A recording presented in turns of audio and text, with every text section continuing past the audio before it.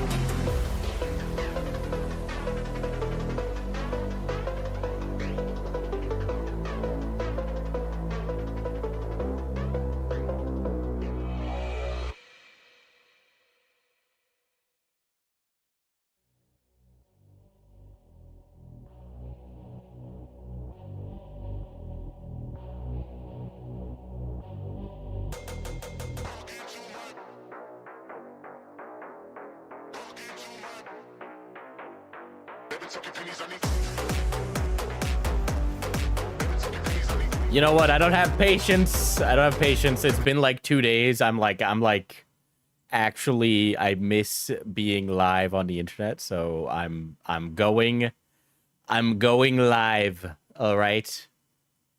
I'm live, chat. Okay. Orc City has fallen. They don't even realize why they're fighting. All right.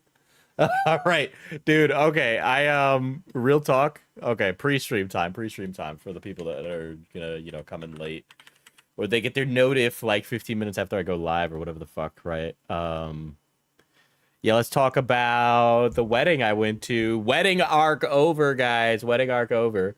So yeah, man, I decided to act like Larry David at the wedding, and it worked. It was a big hit. People liked how I didn't care about the social contract, right? I made a joke about divorce and it landed at the reception. That's a good sign. Good sign that I am funny. Okay? Man living through the throes of cope, excuse me. He's funny. He's funny. I'm funny. Please. Do we get to see the fit? I will show you all the fit. All right. Here we go. I posted the fit on Twitter. But I did make a divorce joke where it's like, why don't they do like a divorce reception where they all split up, and they say, oh, you may now kiss the house goodbye, right?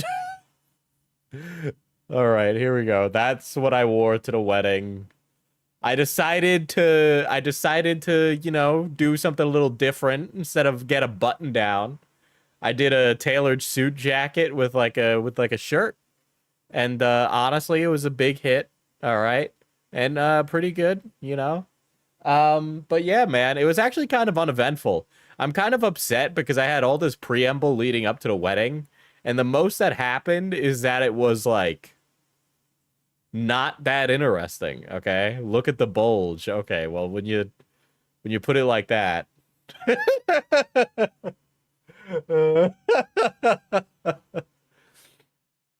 I stayed in a place called Watertown, New York. All right. If any of you have ever been to Watertown, New York, I'm sorry. The city of Watertown is looking pretty fucking bad. It was fucking bad. Gotta start wearing brief. My thighs are kind of big, so it definitely made the pants look a lot tighter. I will say that. But you know what? I think I pulled off the fit well. I had a very nice Sekio watch. It was a wonderful gift from a friend of mine. And I really like mechanical watches. Those are super neat. I'm holding it right here. I remember you saying you were going back to the woke games recently. How's that going? Honestly, it's going pretty good. Conversely, in my time when I'm not playing a woke game, I'm also playing like Stellar Blade, which quite frankly is more woke than some of these woke games. I know it's like the Gooner game or whatever, but it has like so many accessibility features in it that it's kind of crazy. Weddings aren't all that fun, IMO. Have the ceremony, get some food, get out, unless you're actually close friends. Yeah, the wedding was literally just me like catching up with people who were like, "Oh my God, I remember when you were a child," and I'm like, I used to be one, and now I'm a man, right? But then I would make a few like quips or jokes, or like somebody would be like, "Oh, don't get old like me," and I'd be like, "Please, you're not a day over 25, right?" And I would just like flatter people. I'd always try to make other people the subject of the conversation, and then use that to like do some lighthearted joking. And that's basically what I did the entire time. There was one time where a friend of mine was talking about how he was worried he's got like fatty liver disease and he had to get an ultrasound. And I was like, yeah, I also had to get an ultrasound one time. They said that I was expecting in 6 months. And they were like, oh, really? And the joke didn't land. And so then I doubled down on the joke, being like, yeah, I'm hoping I have a boy. And then it finally caught up to him and he's like, oh.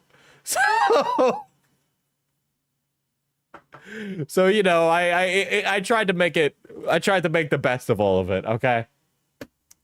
But I like to go to a wedding for this was my first wedding, to be clear, right?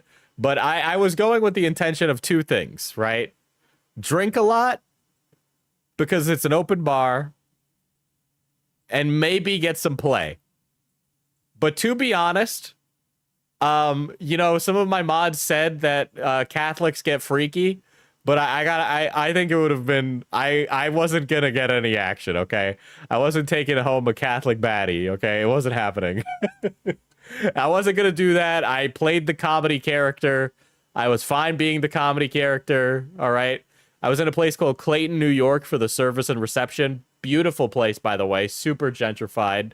I got confused for the wait staff by somebody that worked at the reception. Which was a faux pas on their part. But yeah, damn, you haven't had a Catholic, you're missing out. I'm a lapsed Catholic. I am the freaky Catholic. That was the first Catholic service I've gone to since fucking 8th grade. And so it was interesting. It was Our Lady of St. Mary or something, right? In Clayton, New York. Beautiful church, very well maintained. You can tell they get donated quite a lot of money. I thought it was very interesting how all the paintings on the wall depicting Mary were all like vaginally shaped. It was very interesting. Dude, the way that Catholics be representing things is so... Listen, I am not Catholic, but all the Catholic iconography, I understand why people convert, because it goes very hard, okay? It goes very hard. The more drip you have in your religion, I think the more people you'll get to it.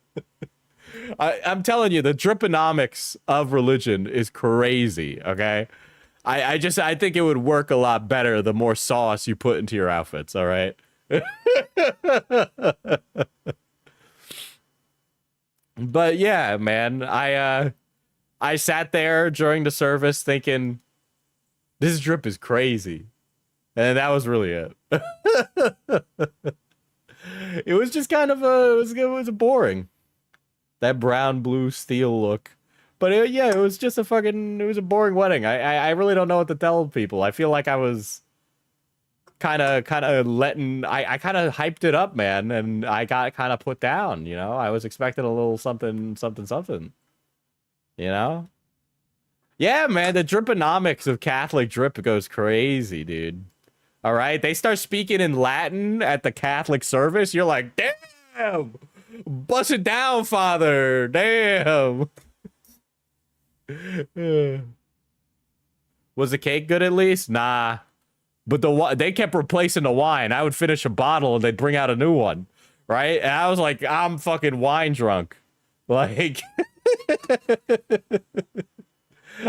They took it away from everybody at 10 o'clock. I would have kept going.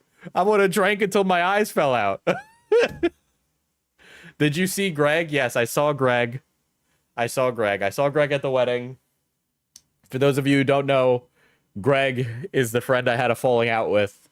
And yeah, we kind of talked. You know, when men make up, sometimes they don't talk about their feelings. They just pretend like nothing ever happened. It was like that. It was like that. There was kind of like this presupposed, like, we got to actually talk about this at some point in our conversations. But I just treated it like nothing ever happened and it was fine. And you know, we did jokes and it was whatever. I didn't dance because I'm sorry, but you're not getting me to dance to Cotton Eye Joe, especially when I'm 4 wine glasses deep into Cotton Eye Joe.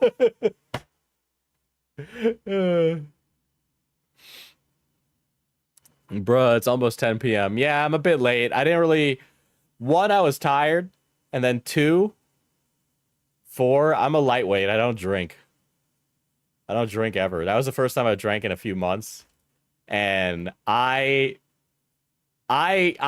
felt like I was like riding a confidence and social high. I think I need to just wear fancy outfits and then go out drinking. And then I'll feel like I'm a 10 out of 10. Because in normal life, I feel like I'm not a 10 out of 10. But I think if I just wear a suit and drink at a bar, I'll just like, I'll like vibe myself into a 10. You know, where like the vibes make the man. I'm really I'm vibe centric tonight is what I'm explaining. Nice clothes plus cocktails is a confidence booster. Exactly, dude. Exactly. I couldn't really put it any other way than like, we need to find a lawyer type bar then. We need to find a lawyer. You need to. Well, hey, Chris.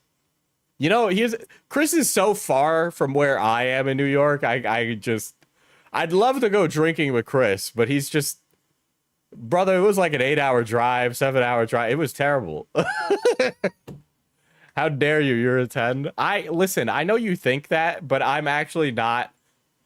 I am confident in myself, and I am delusionally confident because I'm a streamer, and streamers like all the compliments you get as a streamer.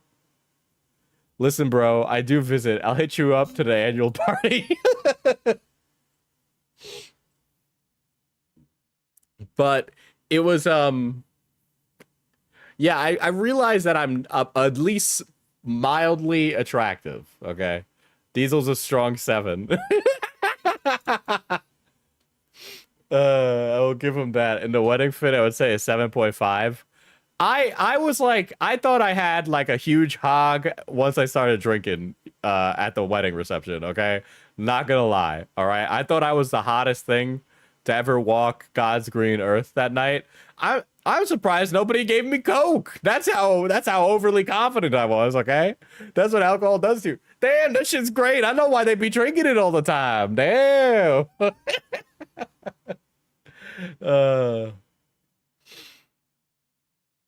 Ego will take you far, Diesel. Yeah, but like I feel like a streamer gets so egotistical that it like his own hubris consumes his soul, you know, and he's stuck in the cycle. You know, he's not able to reach enlightenment because he's too busy looking inwardly to himself, you know? He's not showing that he has like joy for his fellow man, you know? He's just thinking about me, you know? Nah, that's just you. But yeah, I felt like I honestly wish something outrageous happened at the wedding so that way I could be like, chat, you're not gonna believe it. I fucking threw my ass into a fireplace, right? Diesel is hilarious when drunk. No, I was different. I was a different kind of drunk. Wine drunk makes me a different man than what we were drinking, okay? That night that we were drinking, I was a different drunk. I think I just need to drink wine, you know? He is funny while drunk. Okay, Chris, I was blackout drunk. I was blackout drunk when I was with you, Chris.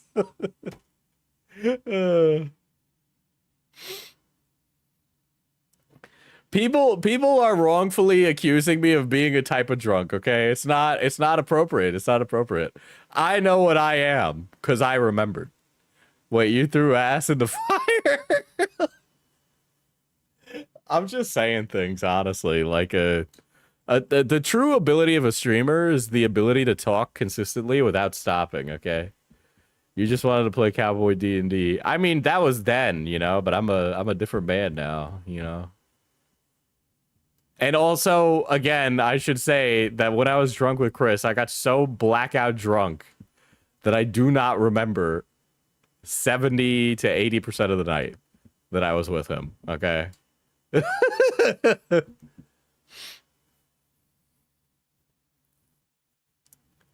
Chris, we need to get him drunk so he can tell us stories that he's not supposed to tell people. There are stories I'm not supposed to tell that I might tell when drunk, but I've gotten better at maintaining some kind of social cohesion while intoxicated, all right? Anyway, we're talking about something a little weird today, all right? We're talking about something a little weird today because I will cover more pirate software stuff.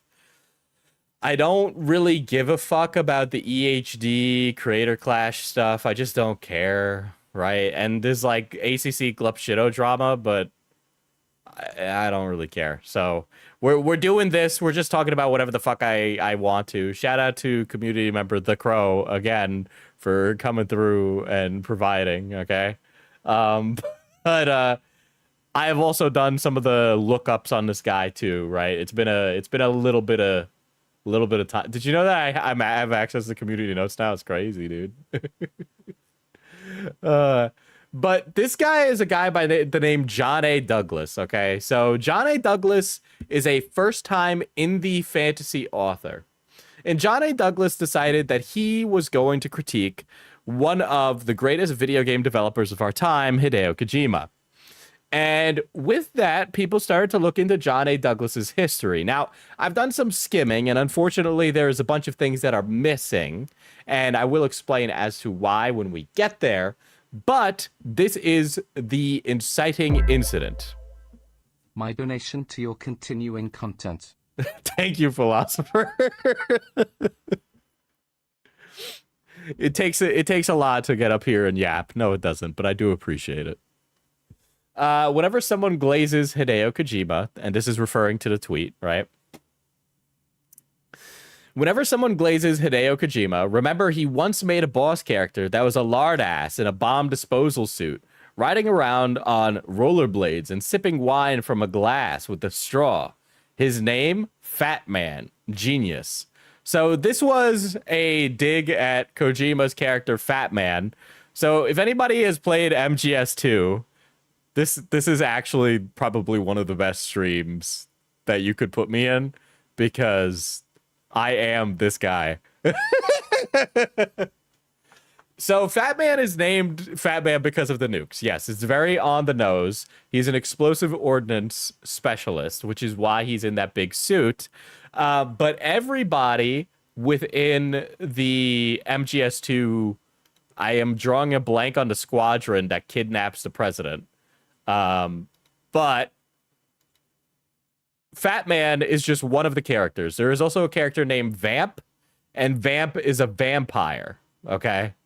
There is a lady called, like, Luck something, and she's so lucky she never dies. That's her whole shtick, right? So everybody has all these on-the-nose names, but it's also, like, associated with some ridiculous, like, tragic part to their backstory. Yeah, Lady Luck. Her name is Fortune.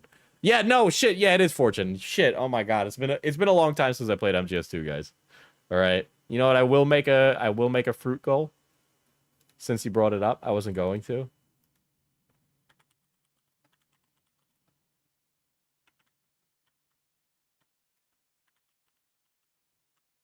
There we go. There's your goal. But yeah, I mean, it's like the entire point of those characters is to basically just convey.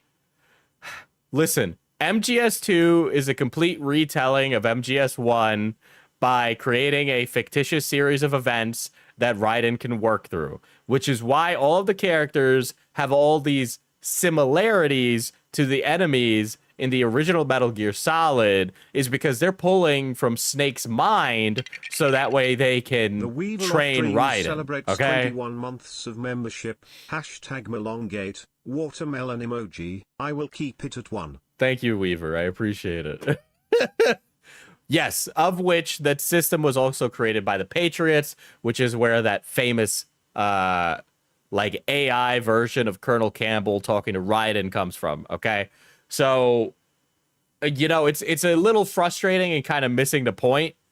Like, Fat Man and all of the characters are basically, like, a little bit similar to the ones from MGS1, right? But changed just enough so that way it feels original. And that was done intentionally, okay?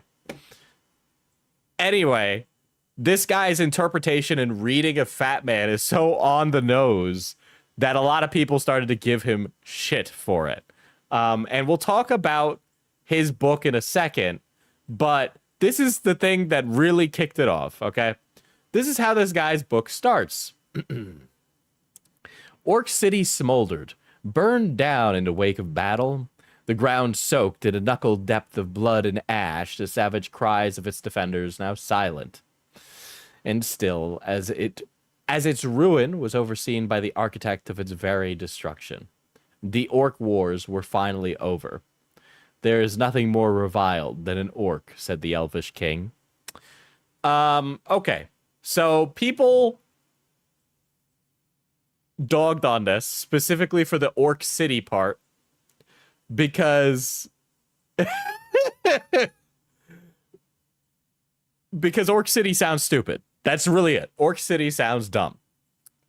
It sounds like if you were sitting there and your first idea for like a racially based city was to name it after the dominant race in the city, it would be Orc City, right? Or Dwarf City, or Elf City, right? It's like, it's too on the nose. It's very on the nose. And it's bad. It's bad. It really is bad. It's unoriginal, uninspired, and very strange. So I went through, I read the first chapter of the book. I read the prologue, and it is boring. It is boring. So the Orc City thing, to give context to this, the Orc City and Orc Wars, the prologue starts at the end of the Orc Wars. And basically throughout the whole prologue, you're kind of running around with the elvish elite as they complain and whine about their position. So, okay, let me know if you've heard this one before, chat, right? For those of you that are fantasy Andes, okay, let me know if you've heard this. The elves, humans, dwarfs are all in a tenuous and strained alliance against other forces that seek to overtake and ruin them. So, despite having a bunch of disagreements between each other, the elves, humans, and dwarves all agree to associate with one another in order to stop the villainous other races. The elves are very snooty and full of themselves and believe themselves better than others. They live a long time, have long, pointed features, and talk down to the other races. Dwarves are short, stout, and bearded, and like to do smithing and working with hammers. Humans are adaptable and operate within a numerous amount of environments. And they all agree to work together because the orcs have kidnapped a human queen. So the elves are annoyed that they are working on the humans' behalf to retrieve a human queen. And so they spend a bunch of time talking about how they're not happy about doing that, okay? So this book is doing a racism? No, so that's not what this book is doing. These are the tropes associated with fantasy. Like, these are literally Tolkien's tropes, right? They've been doing them for years. If you guys have ever read a Warhammer fantasy book, you have seen this association before, right? Like, you know that the dwarves are short, stout, live in mountains, like to work in smithing and engineering, and they hold grudges, right?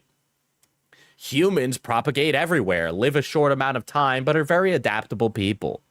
Elves live a long time, and because of that, they think they're better than everyone else. It's just Warcraft, man.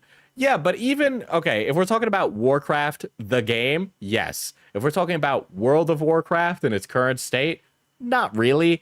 But that's because they've spent a lot of time building the setting. But yes, it is baby's first description of fantasy races. So Orc City is laying in ruin, and it's very funny because the elves spend the entire prologue talking about how it's weird how these idiotic and dumb orcs somehow are able to build such a vast and complicated city, implying that the orcs are actually... Let me know if you've heard this. The orcs are actually not as stupid as they originally were perceived to be. Wow. Never heard that one before. So yeah, it's literally like exactly what you would expect.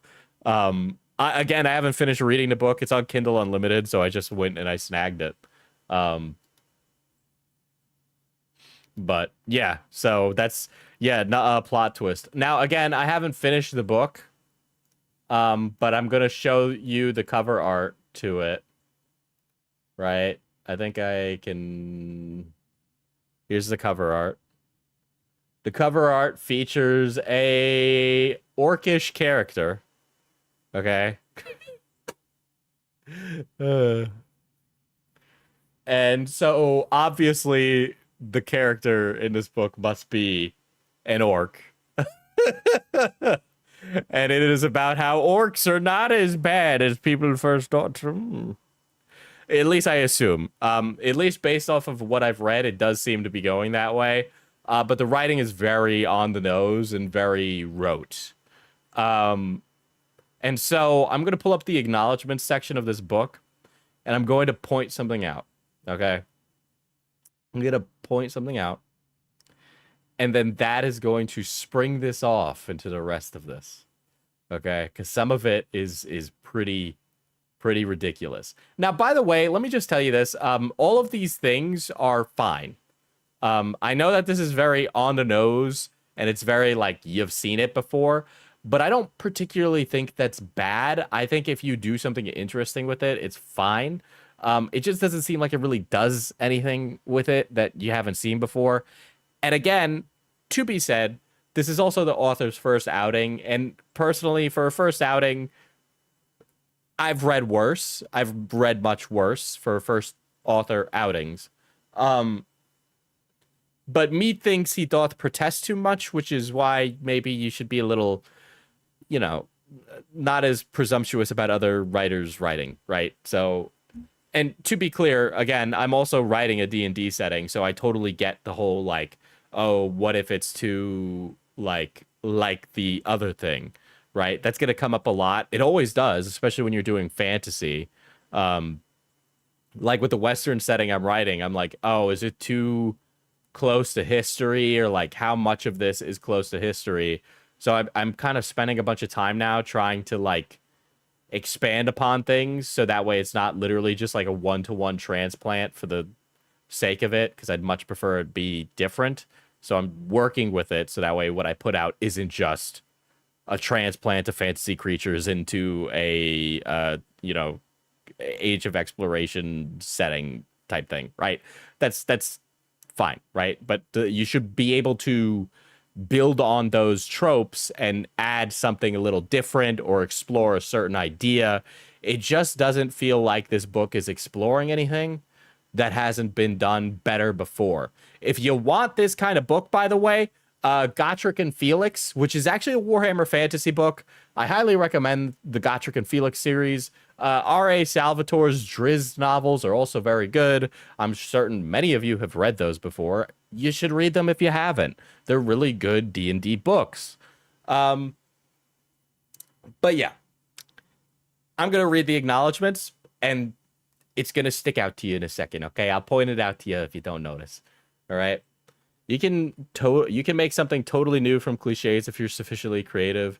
You see it in TTRPG settings like Spire, where you're Drow Luigi Mantioni. But yeah, I mean, there's nothing wrong with like doing a tried and true setting. It's about like being able to say something with a setting that's been explored, right? We all know the story about like, oh, don't judge a book by a cover. You shouldn't be racist. You know that, okay? Fucking Tolkien does that, okay? Tolkien does that. The idea of a hobbit being the chosen one or being a hero is something surprising in the world of Middle-earth, right? Because the idea of a hobbit is like, oh, they're so lackadaisical and unassuming. They could never do anything exciting or interesting. And it turns out, oh my God, they actually like are more than that. They can rise to the occasion. They're as good as the rest of us. And we can all come to understand each other better. Like it's it's even surprising to characters of the world. Anyway.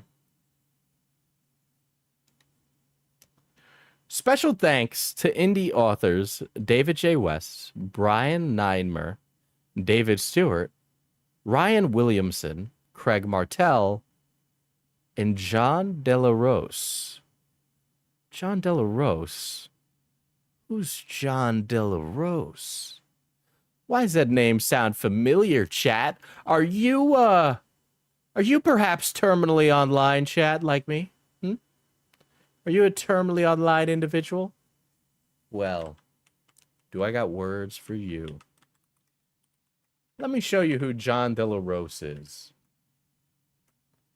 You may have even seen him before, okay? You might have even seen him before being a reply guy. Yep. Our fella here that our author mentions is the best-selling author standing for Christian values. I haven't read any of John's books, but he is one of the many Twitter grifter reply guys who is almost perpetually loaded with nothing but like AI slop and garbage shit and complaining about the woke agenda. And I found that to be very interesting. And I started to look through our fellow's Twitter a little bit, okay? But I'll show you some John Delarose bangers right now. Hold on.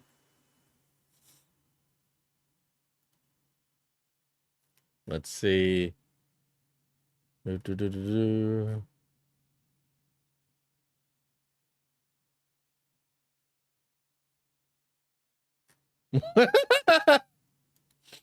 uh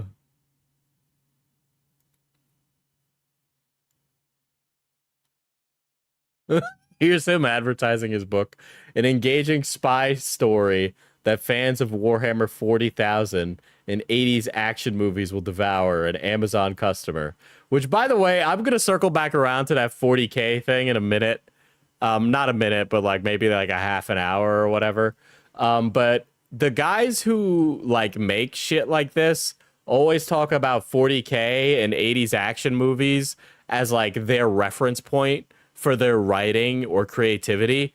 And I don't know how many of them even watched 80s action movies or like 40K, but I don't think they do. I think that they're lying when they say that they read 40K novels, because I am a frequent 40K reader. And honestly, if you've read anything from the Black Library in the last decade, you'd be hard pressed to find something that's like bolter slop, okay? Most of 40K writing is just war pulp. Honestly, not really. Not a lot of it. If you're going through the Horus Heresy, there's going to be books like that. But a lot of the character stories are not like that, which are the ones people recommend and actually read. Very few people have read all of the Horus Heresy books. But there's plenty of books that are not about that and also deal with the complexities of being a Marine. And have you seen J-Reg's video about 40K factions, political alignments? Yeah, I haven't seen it, but I feel like that's almost like kind of just not getting to the point of the setting. I feel like it's a misread. I see it happen quite a bit. And it's hard to transplant a lot of 40K things into a political setting. I assume J-Reg takes the piss, though, if I'm being frank. But yeah, John Delarose, who is a failure of an author,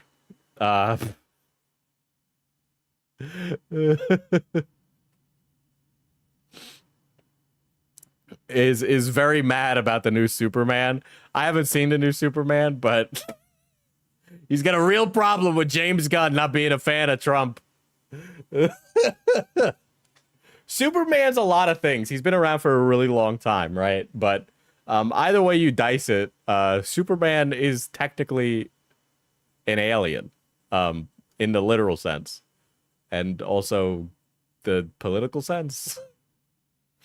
But you know, we'll leave that right there. Anyway, this is one of the people that our lad was mentioning as a thank you in terms of authors.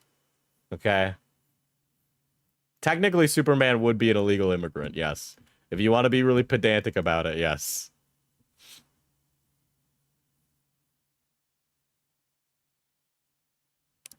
Uh, 40K writing a type of... Okay, so Warhammer 40K is like a setting, right? And many authors write books in the setting. I'm sure the Kents filled out the paperwork.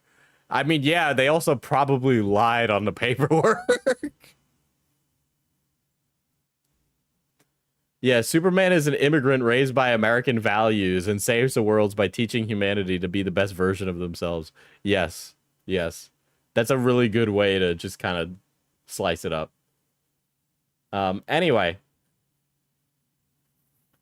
John A. Douglas has been talking about this quite a bit since that time. If we really want to be technical, Superman is Jewish because his creators were technically Jewish. Yeah, well, I mean, you know, let's not get too specific here. We don't want to scare any of these guys, okay? They don't know that yet. It's actually because they don't read any Superman novels or comic books, excuse me. Here we go. And die. What do we do, argue with you? I need you all to understand that John here has been arrested for spousal abuse, and having a lot of posting talking about how he really likes Lucario. Also, this guy literally looks like the J.D. Vance fat face meme. Oh my god.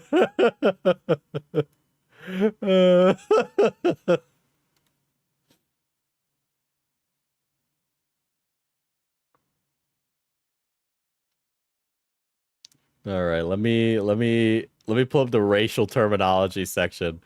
The racial terminology section of this guy's book also gave me a laugh. You know what? I own the book. Why don't I just open it up? Let's see. All right. So this is another part of the book that I thought was really funny. This is actually probably the worst part. Is the measurements section. Adding in special measurements to your fantasy setting is by far one of the most irritating things. I don't really mind different terminologies for races. Tons of different D&D settings do that, so it's like not uncommon. But the measurements for units of time is by far the funniest shit ever. So a hand of time is a unit of measurement equaling 1 hour. Half a hand of time. A unit of measurement equaling half a hand of time, or 30 minutes. So in order to have these definitions for half a hand of time, the definition requires the original word, okay? Half a hand and half an hour are the same thing.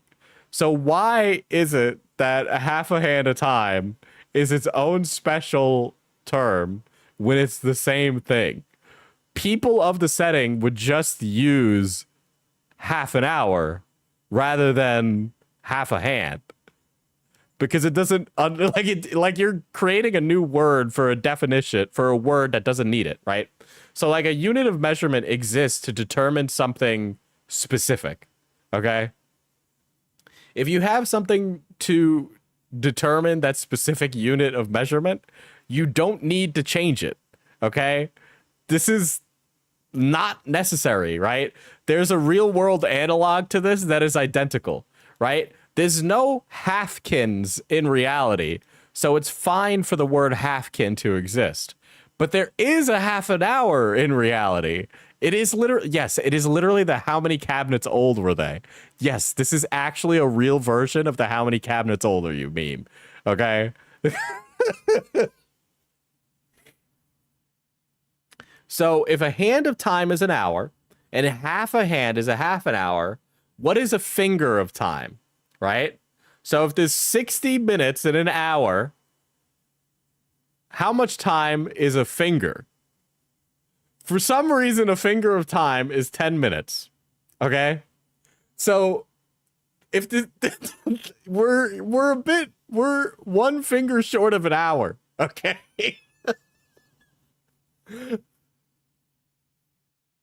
We're one finger short of a full hand of time, okay? A hand of time is 6 fingers. So why is a finger of time 10 minutes? Just, would this not make more sense if a finger of time was a minute? How many cabinets, door hinges? How many cabinets, door hinges? How many doorknobs, door hinges, cabinets? You know? Would make sense if the species had 6 fingers. I didn't read anything about no 6-fingered creatures. Okay? So, a round is a unit of measurement equaling 10. In military terms, referring to a squadron of 10. Okay, sure. It's a specific military term. Half a round, unit of measurement, or military unit equaling 5. So if half a round is a unit of measurement, it measures what? Does it measure amounts of people or amounts of distance? Okay. But like the problem is that these are objective terms, right? So this would be like terminology the universe of this world agrees is correct, right? So it's very strange and not a good definition, right? But what about half round finger of time? Tri-finger, butthole. So yeah. So halfkin is a general term referring to people of mixed race parentage between the common races of Allspire. such as human, elf, orc, halfling, dwarf, or other. I like how it's like or other in there. So that's like the humankind, right? That's what the sentence is. That's what the word is. Orc-born, referring to those half-kid nature with one orc parent. Orc brat. I burst out laughing when I read the word orc brat because I think about this community that watches me stream, and you guys are totally orc brats.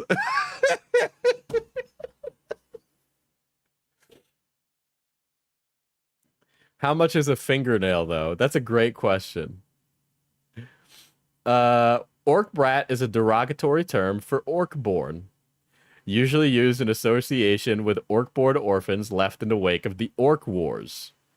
Okay. Personally, in my opinion, if the Orc Wars are so important, here's what we need at the beginning of the book. We need what the Orc Wars are. You need to give an objective definition of what that is. Okay? Because I'm kind of like sitting around in the prologue trying to put together why the Orc Wars started. And obviously it's going to be a feature of the book, but it just kind of almost seems like it was something that should have been front-loaded. Because they front-load a lot of stuff in this. He also does a thing that a lot of modern authors are having trouble with these days, where they write like a screenwriter and not like an author.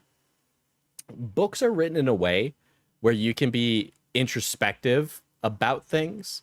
You can have pages upon pages about the internal kind of mindset of a character, right? And you can't do that in a film without having narration or some kind of other visual cue in order to indicate what the character is experiencing mentally.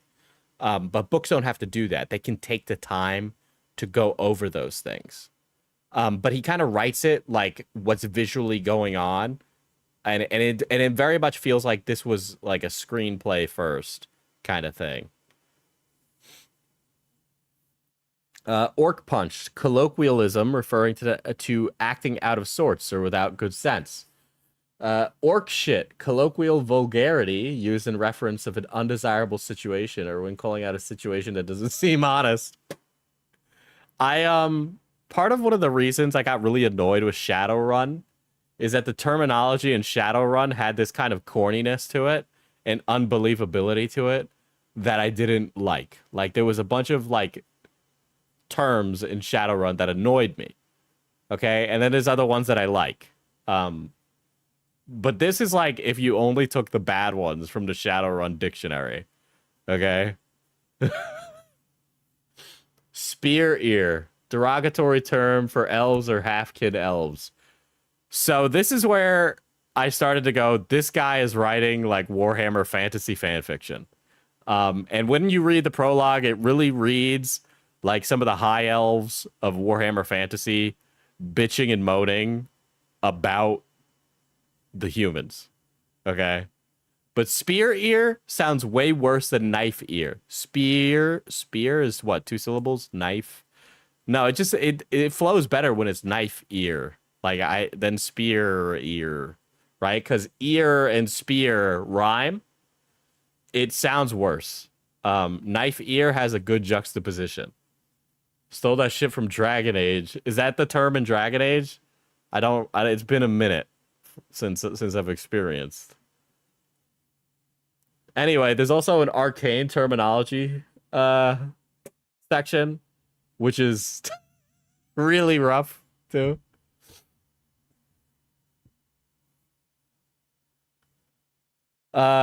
Flicker spell, a simple spell that requires little to no effort to cast depending on the caster's affinity. It's a cantrip, okay? It's a cantrip. I honestly hate how he's like, by the way, I've checked. Cantrip is in the public domain. You can use the word cantrip in your book, all right? If you want to use cantrip, use cantrip. Dragon Age, it's knife ear. Knife ear is just a better term. Knife ear is a better slur, okay? If I had to pick an elvish slur, dandelion eater is good. So is knife ear. God. referring to the order. This is a term that requires another term. The arcane order, referring to the order of the arcane flame, sometimes called simply the order. Who? Remember, this stuff is in the front of the book. This is what you read first. You read a book front to back, left to right.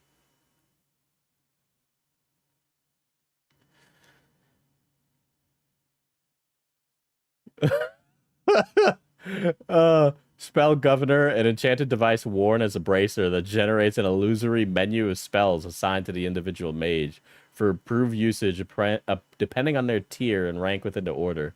So you get a menu to switch between your spells. You know? I like that concept for a device, by the way. I actually like that. I hate the name. The name is terrible. A spell governor is really bad. It's just so wordy. They call it an appendix because it's in the back. Yeah, it should be in the back. Is this a novel or a source book? It's a novel. That's the problem with this.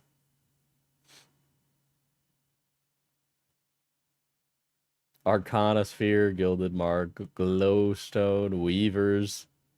Weavers, a class of magic users outside the authority of the Arcane Order. Oh, really? What do they connect to? The Weave? Mistra would like her shit back, bro. What the fuck? Orc terminology, slag, orc term for undesired, used by full-blooded orcs in a derogatory reference to half-orcs. Okay, can we... Chat, let's do a hypothetical. Let's replace the word orc with black people and see what happens. Slag. Black people term for undesired. Used by full-blooded black people in a derogatory reference to half-black people.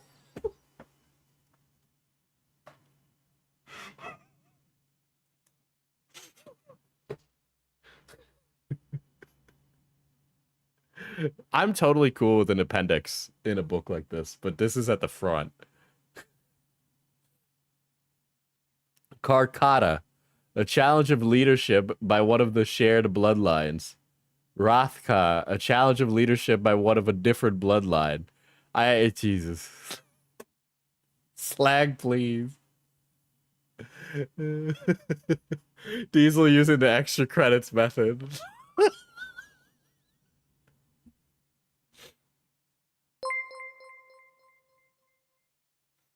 If you need terms to be explained like this, you messed up. Where's Should my... be able to understand from Hold on, let me context grab my clues what copy they of mean. Fire and Blood by At most, George use R.R. an Martin. appendix.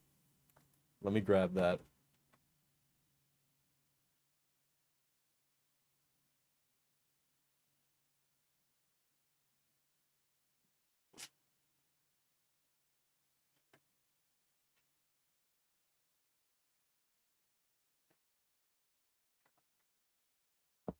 All right, I was kind of curious to see if this had like a glossary section to it or something. Do you have the 2 world lore books? No, I have Fire and Blood. I thought that was the only one, but I guess there's more because he's never gonna finish these fucking books before he dies. You know, it's actually kind of crazy that this book that's a history of... To be clear, Fire and Blood is a history of Westeros, okay? It goes through the entire Targaryen dynasty before they're usurped. And it's actually kind of astounding how this doesn't have a glossary or appendix. And that just goes to show you that he knows what he's doing. It does have books, or it does have pictures in it. I don't have the full color version. Do you like Brandon Sanderson? I do. That's another... You know what? I'll check right now to see if...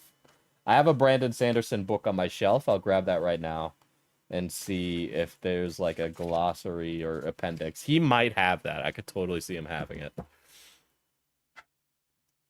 So the thing is with Fire and Blood is that there's no like objective history. Like history is clouded by those that are writing it. So you learn about who the author of the in-universe Fire and Blood book is, and as a result, it's clouded by his perspective. Who's writing it in universe? Hold on. I'll tell you right now. I forget. It's been a minute.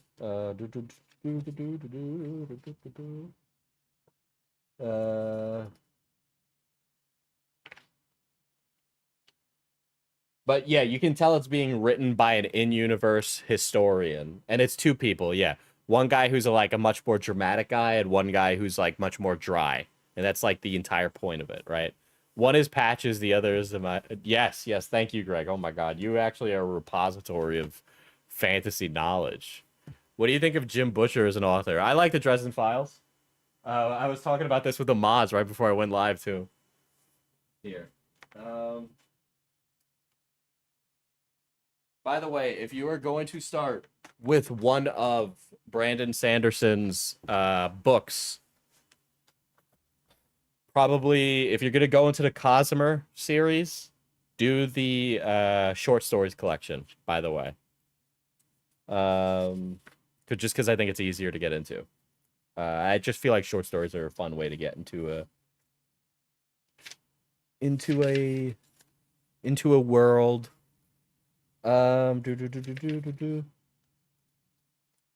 So he does start by explaining the world in here too. And it explains like the cosmology, and there's even a picture, right, about the universe and where people are, as well as concepts like how magic works in the setting. But it's told like writing and not like a dictionary. And it makes it a lot easier to get through. And also it's written well, which I think is another thing, right? And also he gets through it in he gets through it in 4 pages. He explains the universe and magic system. Okay. And then he immediately gets into the book, which is a huge difference. And this is a huge book, by the way. Can you read a short example? Sure. We'll read from the cosmology section, which is like the first page. Okay. Just found out some British YouTuber, Angry Ginge, got arrested at Silverstone Grand Prix with 2 other YouTubers over suspicion of causing a 30... What the fuck?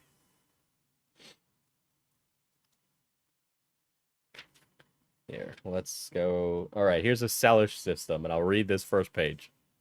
All right. Central to this system is the planet of Cell, home of multiple empires that uniquely have remained somewhat ignorant of one another.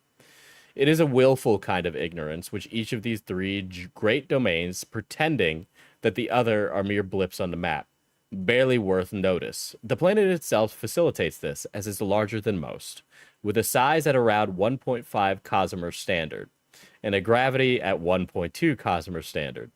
Vast continents and sweeping oceans create a diverse landscape, with an extreme amount of variation on this one planet.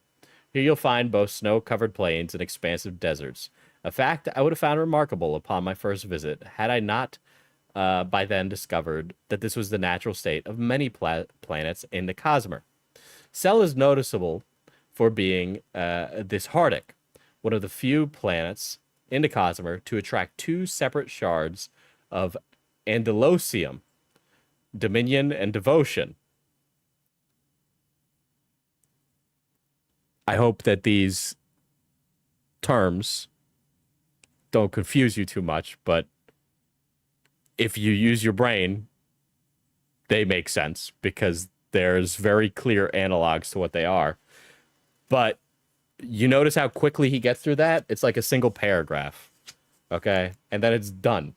And it also does a lot more than just like... Part of what makes a section like this of a book really good is that it shows a bunch of different things about the world while also keeping it within the story, right? So it's like you learn what the planet is. You learn how the planet is shaped. You learn why empires are the way they are and why there's opposing political viewpoints, right? And it just gets through it so much quicker. It feels very unconfident to do it like this. And to be honest, this is the author's first outing. But he also decided to poo-poo over Hideo Kojima. So, like, what the fuck did you expect? Right? But, yeah, I highly recommend Brandon Sanderson. His writing can be a little... he can get a little bit like in it with like his world building, but also that's kind of why people like Brandon Sanderson, is because his world building is so verbose. And also the Cosmer series, it's gonna be its own fucking tabletop RPG, which is gonna be sick. Okay, but the point of the matter here is that if you do a dictionary, it needs to be describing things that we couldn't possibly understand without the prior context, and you want to front load it. But like what happens is that he gets through all of these like factions and dramatis personae, right? And then ultimately like the prologue kind of does the same thing that these dictionaries do, okay? But also a lot of the groups that he describes and everything else are just like, you know, you've seen them before, right? It's all like, okay, we know what you are, right? There's just it almost feels like this book wants to be an RPG setting, or that it was an RPG setting at some point. And as a result, it kind of suffers writing wise because of that. But yeah, there's a lot of tell, don't show. But I get the whole show, don't tell thing. I kind of feel like it's kind of like not really great writing advice, but it's also this is like it's almost redundant, some of the terms he's using in the beginning.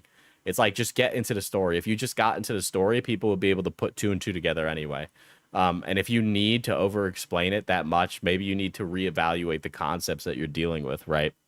So one of the things that there's a city of orcs IRL. Well, the elves destroyed it, actually, Hal. You gotta they killed it all. So my main problem with this all is that he almost seems to like not understand it. One of the really frustrating moments of this. Hold on, let me pull up his Twitter.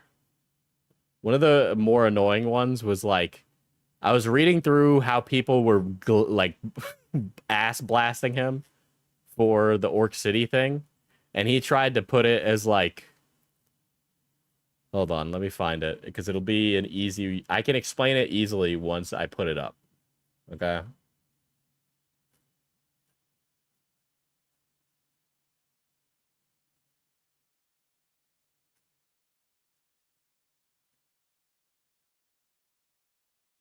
Let me find it. Oh my god. He's been trying to like milk it as like this is actually I'm not being owned thing. He's been doing a I'm not being owned. I'm not being owned right now.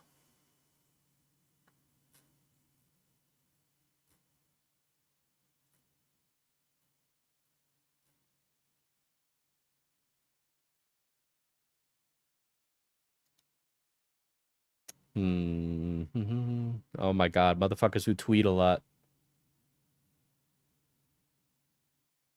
Diesel. Yes. Falgy. Good news. If you're about to say we can be bees, I'm going to have you disowned as my son. Well, it was cute. We can be bees.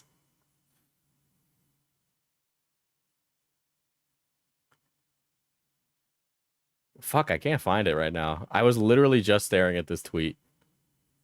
And then I didn't keep it open because I'm like a dumbass for some reason. We can live for 30 years.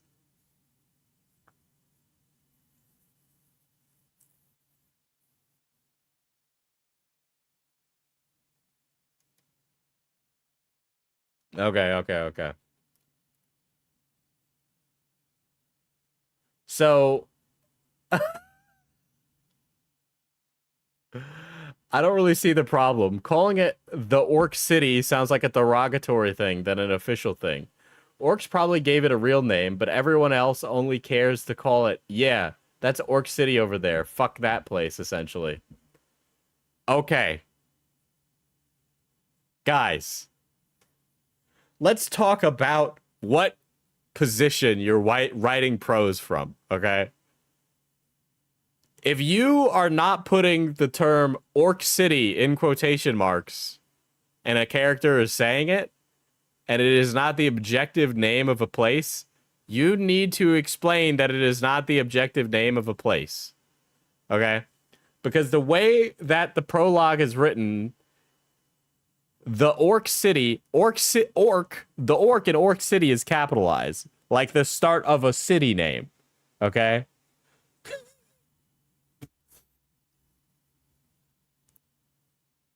This is the type of dude to name the Orc City Rape and Pillage. Hey, Diesel, do you want to go to Black City?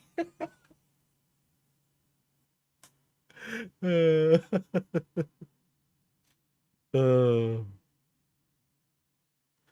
yeah, it's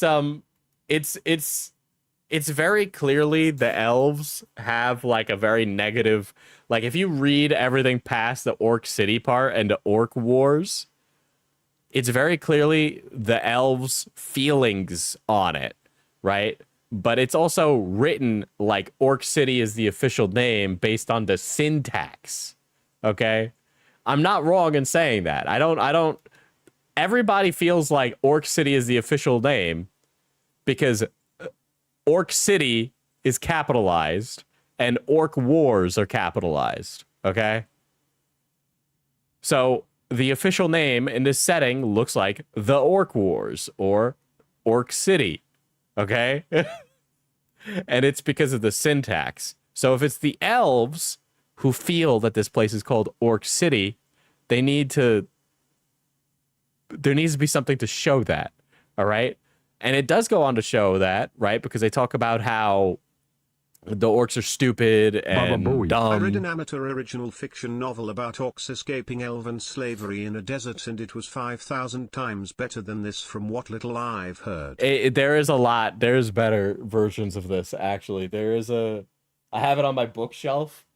It is literally just Dancing with Wolves, but with orcs. And it is written better than this. Because, again, the way it is written implies that this is the objective name, right? It is written from an objective third-person omniscient perspective. And when you write it like that, as if it's not from the perspective of a character in the scene, makes it seem like the name of the city is Orc City, all right? When we talk about first or third-person writing, this is what we're talking about. That's a third-person omniscient narrator on the story giving the name of a city, okay? And their name of the city was Orc City, which is why people are mocking the writing, okay? Because it's very on the nose, and he's judging Kojima for making a character called Fat Man when he has a Orc City, okay? Every Noble Savage story is basically Dances with Wolves, but usually way worse. Yeah. So is this set in the Bright universe? So is this set in the Bright universe? Where's Will Smith's character? Chat, I cannot begin to tell you, this entire fucking chat is literally copying exactly what my mods were saying in private, because I was talking with them before I went live, and it is literally bar for bar the same conversation. Bar for bar.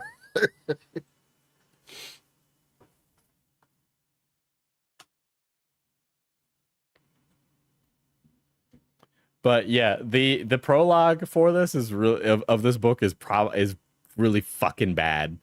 I think the prologue of this book should just get cut out, personally. It's that bad. It kind of needed to have an editor look at it or something, because it really is bad. I need to know what policing is like in Orc City. What's the recidivism rates in Orc City? This guy was banned on YouTube, by the way. John A. Douglas, the author of A Black Crown. But one of the things I read was one of his Substack articles. Okay. And I'm going to read this. We're going to read through this because it irritated me. It irritated the shit out of me. All right. Ugh.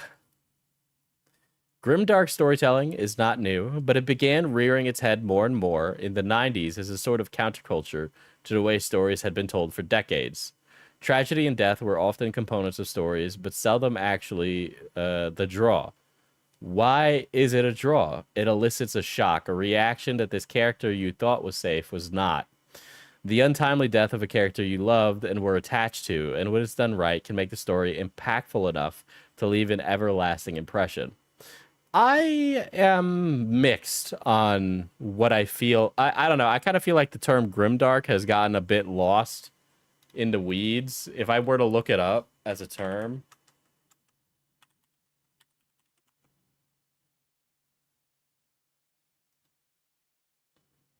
right? And it's like, here's a Wikipedia term.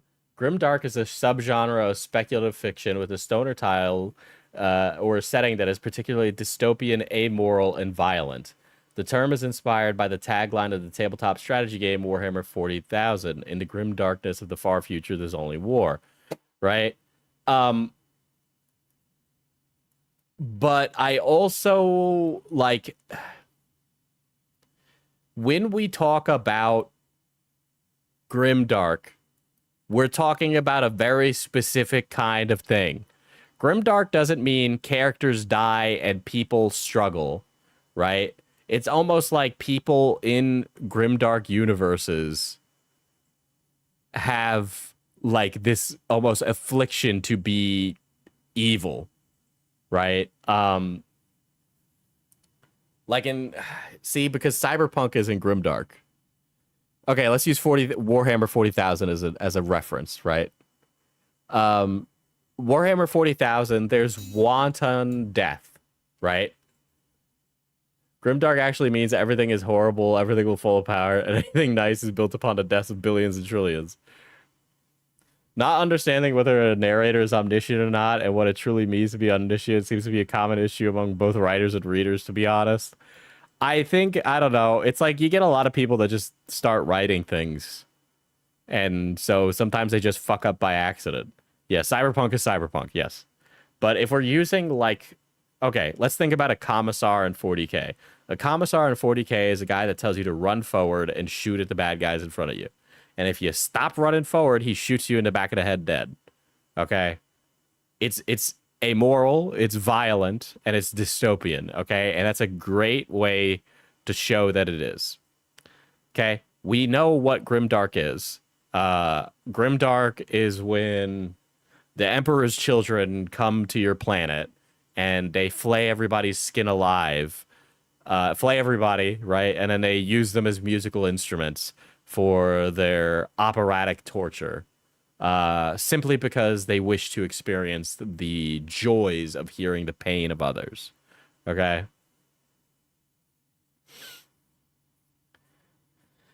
So, grimdark isn't bad stuff happens. Yes, grimdark isn't bad stuff happens. The untimely death of a character you loved and were attached to, when done right, can make a story impactful to leave a lasting impression. So, grimdark is not when characters that you like die. Fantasy or science fiction written for adults is allowed to have death and bad things happen. Bad things happening to characters is just interesting. Okay? It's not interesting when the romantic couple finally kisses and is together and lives happily ever after. What's interesting about a romance is the will they, won't they? Will they make it? Will they get to that point where they get to finally kiss? It's the anticipation, okay? The will they survive, will they not, is what makes that exciting. But will they survive, will they not, does not necessarily make something grimdark, all right? I hope that is clear enough to understand, right? But when you're reading The Lord of the Rings, you don't know if they're going to make it. I know we all know what happens in The Lord of the Rings. But at the time, you don't know, okay? They could die, all right? Stories need to have stakes. Everything that's grimdark, that's not, like, a story having stakes does not make it grimdark. It's not even torture porn. It's more like futility built into the setting of the story as a main ideal. Yeah.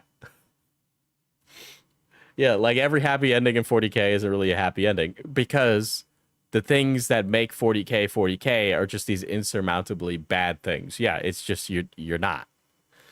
Thus, we've come to what I feel is the death knell of Grimdark. And this is where I get to the point where I'm like, this motherfucker doesn't understand or read anything, okay? And here's how I know he doesn't read anything, but we'll get to that in a second, okay? Thus we come to what I feel like is a death knell of Grimdark's storytelling trope of your favorite character is dead now. This gained prominence in the 2000s, but it was the 1-2-3 combo of Game of Thrones, Harry Potter, and The Walking Dead that utilized them to their greatest effect, both good and bad. Game of Thrones ended up using it the best and no less than twice in the same series. Fans gravitated towards Ned and Robb Stark as the heroic pillars of the tale, for only George R.R. Martin to happily cut them down and leave fans wondering who the hell they were supposed to root for. This guy hasn't read A Song of Ice and Fire. This guy hasn't read A Song of Ice and Fire. There is so many characters in A Song of Ice and Fire, the book series, okay? Game of Thrones is the first book in the A Song of Ice and Fire book series, okay? And yes, people were upset when Ned Stark died in the books. But A Game of Thrones, the first book, came out in the 90s. He is talking about the first season of Game of Thrones, the first season of the TV show.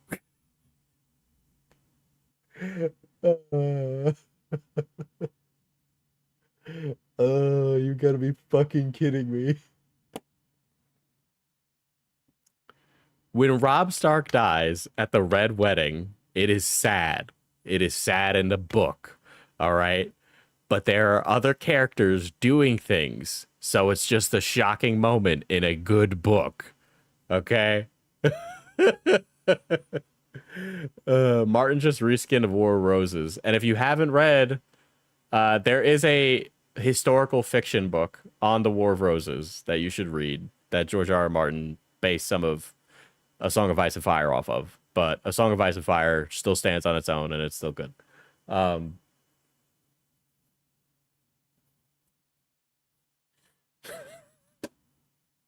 That's actually really fucking annoying. This guy actually is fucking stupid. Holy shit. And leave them wondering who the hell they were supposed to root for. And what feels like the most cosmic irony, George created a story in which he cannot create an ending that will make fans satisfied because that's not the kind of world he made. The only one laughing is Tolkien, who George set out to try and upend. George did not set out to try and upend Tolkien. He has a lot of reverence for Tolkien. Okay? The guy loves reading. He loves writing. He is a friend to authors. Okay? I don't... This is weird. This is like you've imagined what George R.R. Martin is like in real life, right? I don't think people understand how complicated A Song of Ice and Fire is.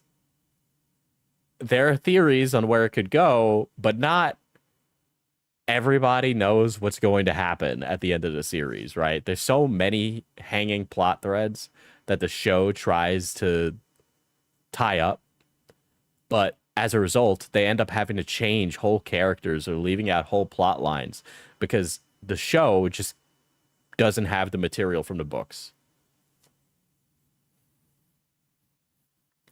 Like, I can't even begin to tell you people how different the books are to the show. Right? So could George end the series? Sure. Will people be annoyed? Maybe. It's so complicated, Martin loses track of the plots. His words. Yeah, he's got a lot of things going on. And Martin famously does not plan out his books. Okay? So Martin not planning out his books is another byproduct of why it's not done. He's not... George R.R. Martin's not sitting around panicking because he doesn't want to make his fans mad. He's sitting around not finishing the book because it's complicated, and he just sits there and he thinks about it. He doesn't plan anything out.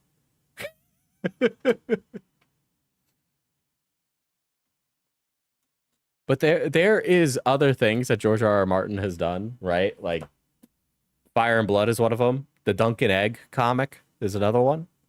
Okay? There's a lot there. But he's not trying to upend Tolkien. Like, it's so fucking stupid. It's so fucking stupid that he words it like that.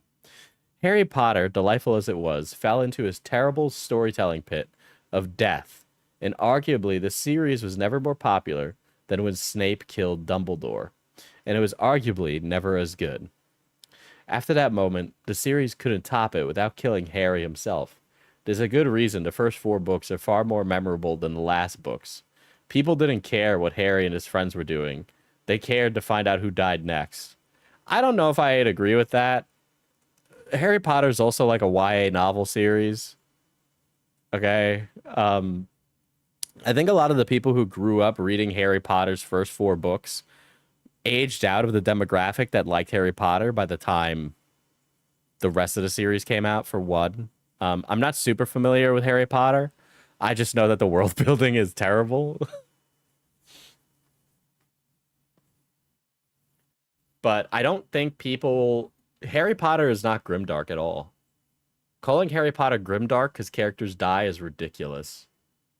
But also, he talks very briefly about this, so I'm guessing he doesn't really know what he's talking about. I'm going to go out on a limb and say he didn't read these either. I haven't read Harry Potter, I will be honest, okay? But Harry Potter is not grimdark. And then he gets onto The Walking Dead. And I have read The Walking Dead comics. I read them as they came out. No series suffered worse from this than The Walking Dead. The TV show more so than the comics. And I think that is the most telling moment in this entire article. This guy doesn't read anything. He watches things. Okay? While the comic was far bleaker, I don't know if I'd agree with that. I think the comic is just as bleak as the TV show. They could get away with more in the comic. But like the moments in the comic that are bad are just as bad. And also, listen, guys, sorry to spoil The Walking Dead. You guys are 20 years too late. But like, or not 20, you're like 10 years too late. The Walking Dead ends very happy. The Walking Dead has a very positive ending to it. Okay. Things are rough during the apocalypse, but they get out of the apocalypse in The Walking Dead. It has a good, satisfying ending to it. If you've never read The Walking Dead, it's kind of a big ask because it's like fucking a lot. It's a lot, okay? But The Walking Dead is the comic book is specifically and only about Rick Grimes, okay? They even talk about it, okay? Robert Kirkman says, The Walking Dead is a story of Rick Grimes. You follow Rick from his inception to the day he dies. And when Rick Grimes dies in The Walking Dead, the comic ends. Okay? At the end of The Walking Dead, spoilers for The Walking Dead, the comic book, not the TV show. The TV shows go on forever, right? At the end of The Walking Dead, Robert Kirkman makes good on that promise, and Rick Grimes dies. And it is sad, and all the characters mourn him. But Rick Grimes had done it. He had successfully helped to rebuild society. Okay? He had successfully helped to rebuild society. And his son buries him and becomes a better man than his father. Okay? And it ends, The Walking Dead ends with a new society built, a statue in Rick's memory, and the zombie menace has been contained. And people live in kind of like an 18th century cowboy town. And presumably, most of the world is the same way. Okay? And the comic ends when Rick Grimes dies. All right? And it ends very happy. That doesn't happen in grimdark settings. It just doesn't. While the comic was far bleaker than the TV show, The TV show diverged in smart ways to keep it going longer. Spoiler, in the comic, Lori and the newborn baby Judith were shotgunned to death during the prison arc. If they had shown that in a TV show, it would have died right there along with them. While The Walking Dead had no shortage of shocking deaths and untimely departures, some stupider than others, none were more profound than the anticipated arrival of the most iconic villain, Negan. He killed fan favorite Glenn, but he killed something far more important, the audience interest. The moment Negan killed Glenn was the moment the audience hit ejecto seat and left. What followed were two of the worst seasons of the show. By the time the show dispatched with Rick and killed off Carl, I was done. Which I don't even need to tell you how fucking divergent this is to the comics, by the way. Like, the TV show and the comic is two completely different things. No one was connected to the remaining cast enough to hang around, and the ultimate irony is that the show and its spin-offs became a shambling zombie that continued on well after the audience interest dried up. Negan killing Glenn was probably a more profound, ruining moment in this kind of storytelling. Which, again, this wasn't really the problem in the book, because the books are about Rick, and the people that were interested in the comic were there for that very specific reason. So when characters died, it wasn't a problem. Okay? And I also think that this is a very telling line, right? So I think that this guy is I know he's a closet grifter, okay? Because I've read through a bunch of his tweets, and I know it's in there. I know it's in his soul, and I know it's there, okay? So this isn't like some schizo theory posting, right? But it's sentences like these that make me go, okay, this fucking guy's got like a real big problem with modern writing, and that's it, right? Born from many modern writers' self-flating nihilism and desire to inject realism into escapist entertainment. Okay. That's when we talk about a dog whistle, by the way, that's a dog whistle, chat. That's a fucking dog whistle. So Harry Potter is written for a young audience, and I don't think it qualifies as that. Game of Thrones is written not as escapist, and I think you could still find Game of Thrones escapist, but I don't feel it is. I feel the realism in The Walking Dead and Game of Thrones is one of the amazing selling points of it. People who are like, I don't like the binary good versus evil of Lord of the Rings, go to Game of Thrones going, that's more my speed. Okay? Realism doesn't make escapist fantasy bad, it just makes it different. You can still find escapist fantasy in things that are realistic and nihilistic. Okay? Many people want to live in Night City. Okay? Many people want to live in Night City. Night City of Cyberpunk is not a good place to live.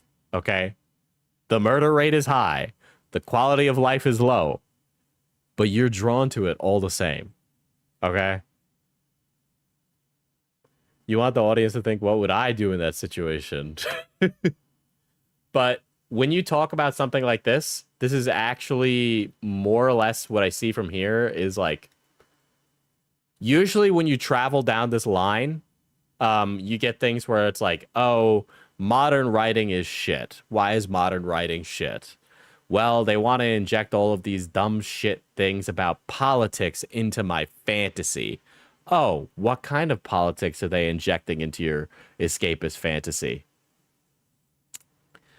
Woke stuff like race. Okay? Right? Because, like, when you start asking questions like, oh, what do you mean they're injecting realism? Well, they keep injecting all these things from reality into it. What kind of things? It's always race, sex, gender. When many of these things that are explored in all these settings would be things that would have realistically happened. Okay? Anyway, it's not like it never happened, right? Like in House of the Dragon, a lot of it is about like a woman's role towards the crown. Okay, because some of the main characters are women, And they obviously deal with very specific things because they're women growing up in a patriarchal Middle Ages society. I just think that the orcs should build their own city. What's wrong with that? You know, I think that the orcs, we can live in great harmony with them, like great harmony. But they've got to go somewhere else, okay? I don't want that here. They put transgender in my transhumanist fiction. Right, so I do think that if we chase this line of thought down, we'd get to exactly the same shit you hear every week from a grifter, okay? They reached a point where the death of the character became an insult to the audience, a sign that their investment in characters was not going to be worth it if the writer was just going to kill them off and laugh at their displeasure. I think if people are signing off from the show when a character dies and just when a character dies, that it might be like just that the writing isn't it's not engaging enough, right? Because I almost felt like for a long time The Walking Dead was spinning its wheels on not answering the questions regarding the zombie menace, right? Because they kind of wanted to where did the virus come from thing in the show, and it kind of presents itself as a way to like kind of drag it out, and they never addressed that, and I kind of got tired because it wasn't like addressing the things I wanted, right?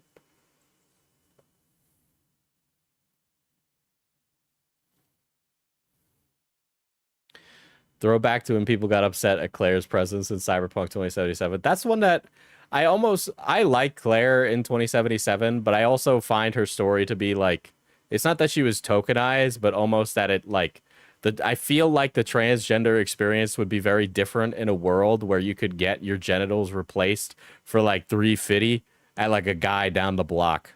So I was like very confused as to like why V could get their parts switched out whenever, but Claire couldn't. And I was just like, wouldn't this be like a different experience now? Wouldn't it be radically changed by the proliferation of all this cyberware in our society? Wouldn't there be more of a standard to stand out around people by proceeding to participate in extreme non-gender conformity? The show addressed some of the zombie mystery in the first season that the comic book took years to barely chip away at. So when the show stopped the mystery aspect, it was very sudden and apparent.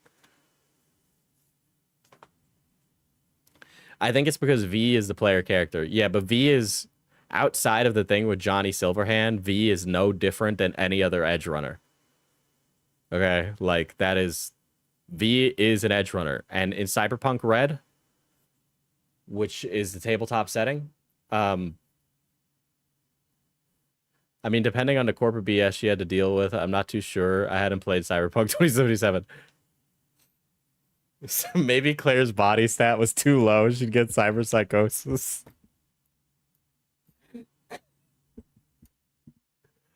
But it is implied in setting that you can just do it very easily. It's a consumer. I always good. hate how the grifters convince people that the issue is the implementation of these concepts rather than how they're implemented. Yeah, it's a very bad moving of the goalpost. But to finish off my point on the Claire thing, right? The dystopia of a cyberpunk dystopia is that sex and gender have become just another tool for the capitalist corporate oppressors to use, right? So I could see a corporation using somebody with like gender dysphoria and saying, oh, you could actually buy this and we can market it and make you the best version of that, actually. For the goal. You should feel insecure I went to about Denver it. Comic-Con on the 4th. It was a lot of fun. I also learned that Polaroid film has an expiration date, so my photos are bum. Well, you know, it makes them very retro. Oh, I guess we get fruit now.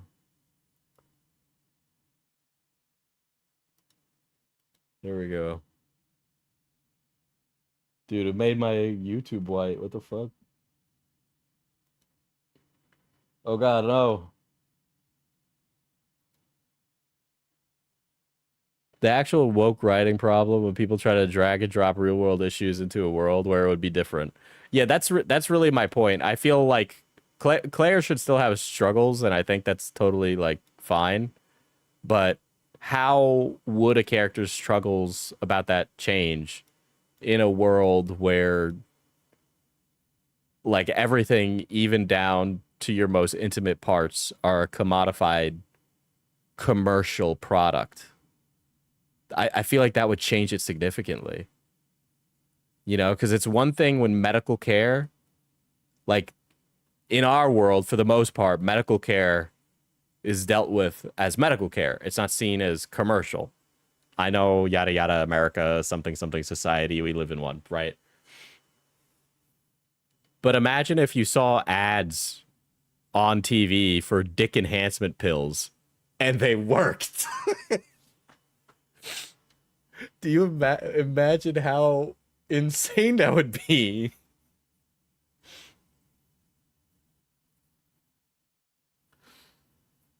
Anyway, that's my soapbox conversation about that. I really like the cyberpunk setting, but I just feel like that's one of the things where it would be different, right? Like the conversations around race would be completely changed by the fact that chem skin exists, right? Imagine if there was a cyberpunk enhancement that allowed anybody existing today to change the color of their skin, which exists in the cyberpunk universe.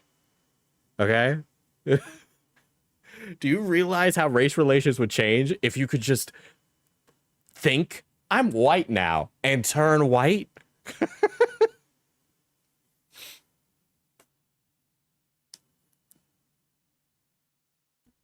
Yeah, you can literally become a furry.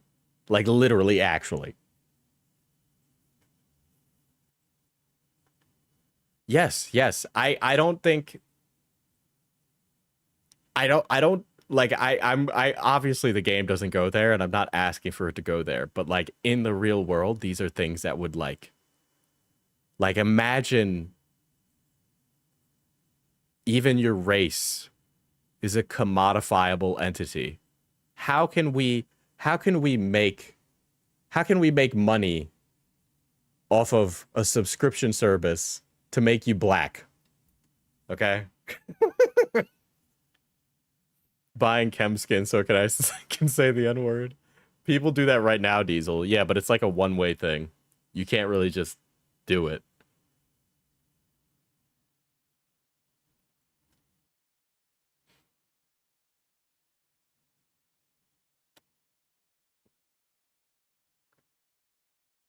Yeah, I think it's interesting to think about the commodification of that experience. I think that's a very quintessentially cyberpunk concept. And I think that we're maybe like 40 years out from something like that. I don't know, but there's a lot there. You know, we have subscription services in our cars now. Uh, yeah, Lizzie Woozy is definitely another topic, right?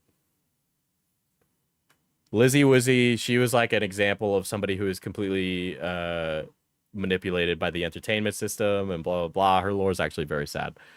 Anyway, let me go back to reading this. I'm talking about things I enjoy, and so it's making me want to talk about them more, and it's hard to move on. But yeah, thus we've come to the modern day. If Negan killing Glenn was a shot that killed grimdark storytelling, Neil Druckmann made sure he was the one who kicked the casket into the grave.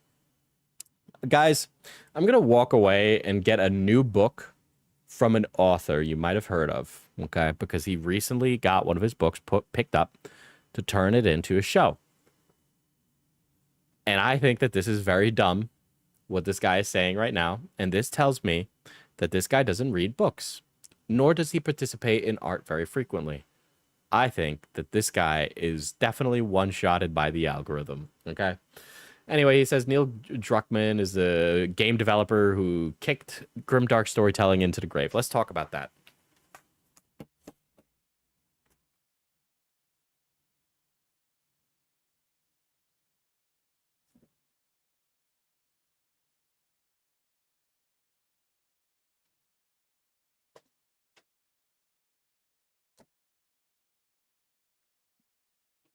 Misa book reader. This is actually just for me to mog you guys about the books I read, actually. Okay, so I just started this. So you can see that the bookmark is at the beginning of the book. This is an author called Joe Abercrombie, okay? Joe Abercrombie, guys. A Little Hatred. All right? Joe Abercrombie. Now, you might be wondering, who is Joe Abercrombie for the non-book readers in the audience, okay? He is probably the definitive grimdark fantasy writer of current year, okay? His stuff is dark. He self-admits that it's grimdark. I would agree with Joe Abercrombie and other readers of his books that his novels are grimdark. They're incredibly popular. They are very good. There's a few other writers that are just like him, also making fantasy grimdark. It exists, it is alive and well, and they frequently reach the bestsellers list. This type of fantasy is not abnormal. It still exists. It's still common, and it happens. It exists. People are reading it. But you're telling me that this author doesn't know that? He doesn't know about Joe Abercrombie at all? How do you talk about the death of grim dark storytelling and not mention Joe Abercrombie once? I find that absolutely astounding. Okay? Neil Druckmann, make sure to kick the casket into the grave. A Little Hatred. Don't start with this one. This is like halfway through the book series. Okay? But just look up Joe Abercrombie and then literally pick one. He has I think he has a short story collection as well. I always recommend people do short stories because it's just an easier way to get into reading if you're not a big reader.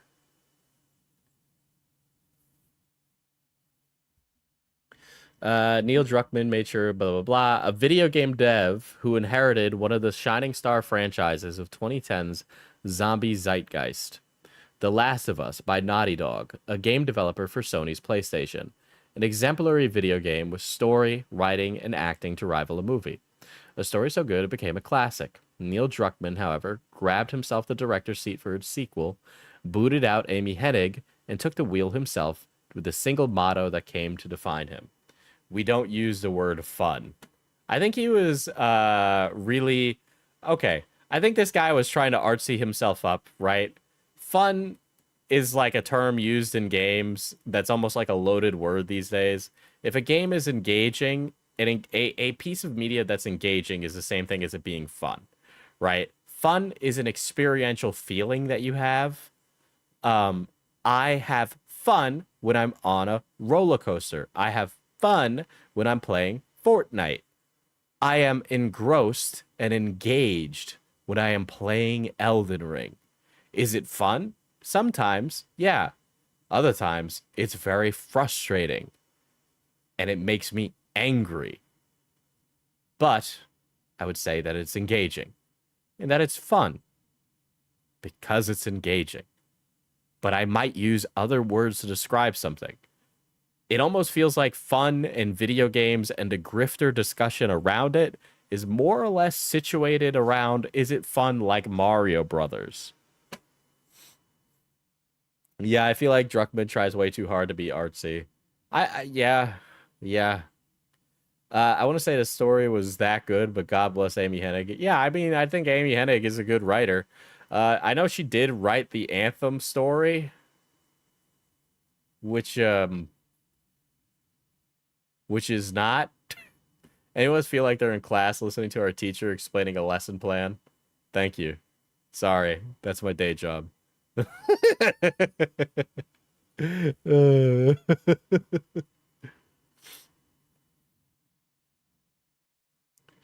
If you haven't played Last of Us 2 or seen a TV show, and if you're reading this, I find it hard to believe, Neil was the man responsible for the storytelling decision to override both good sense and character development from the first game to kill off Joel, the main character, and force gamers to play as Ellie and Joel's killer in the second game.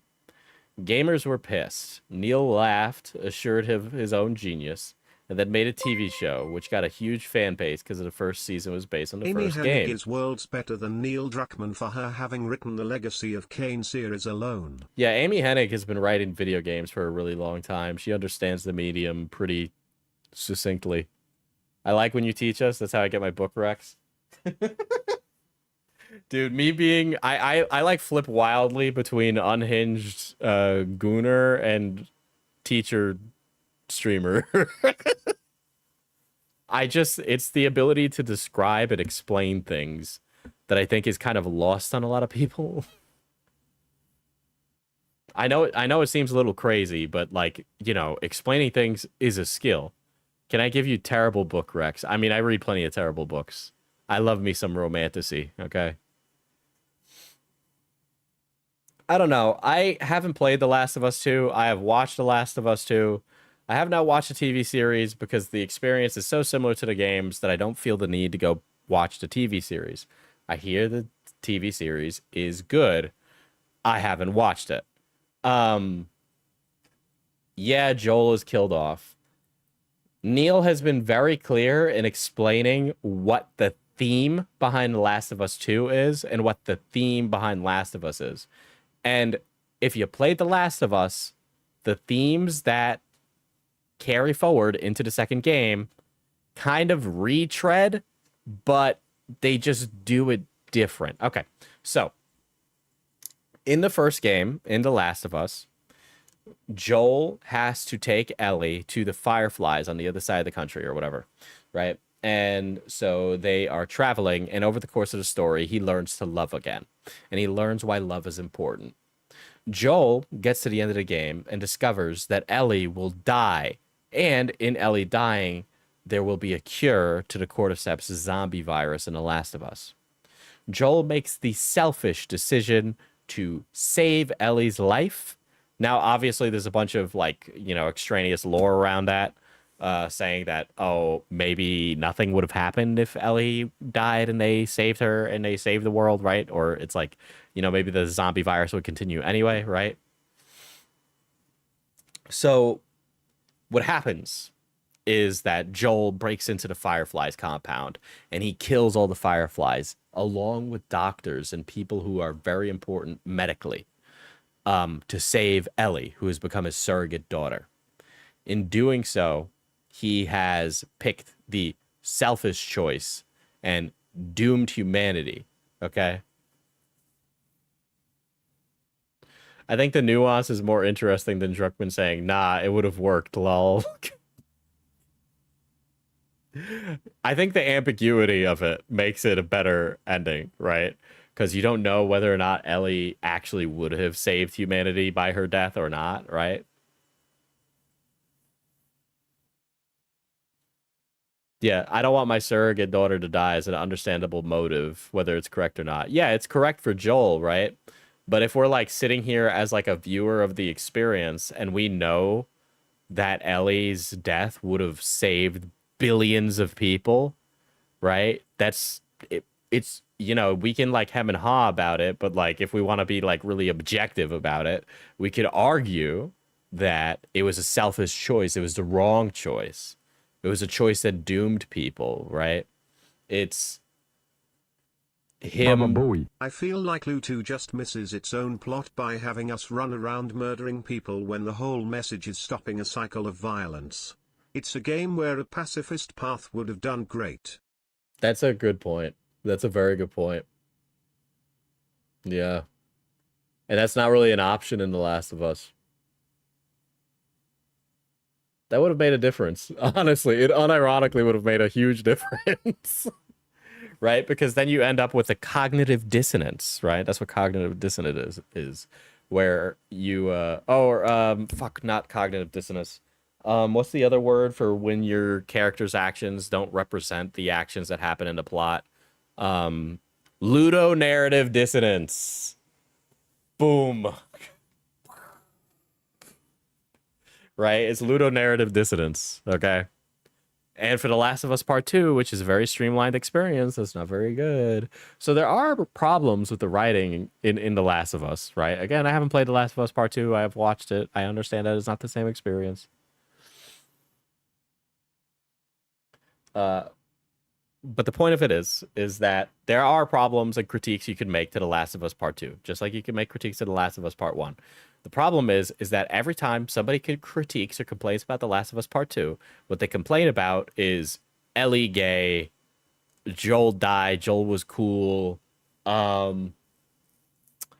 They think that other lady is trans because she's buff.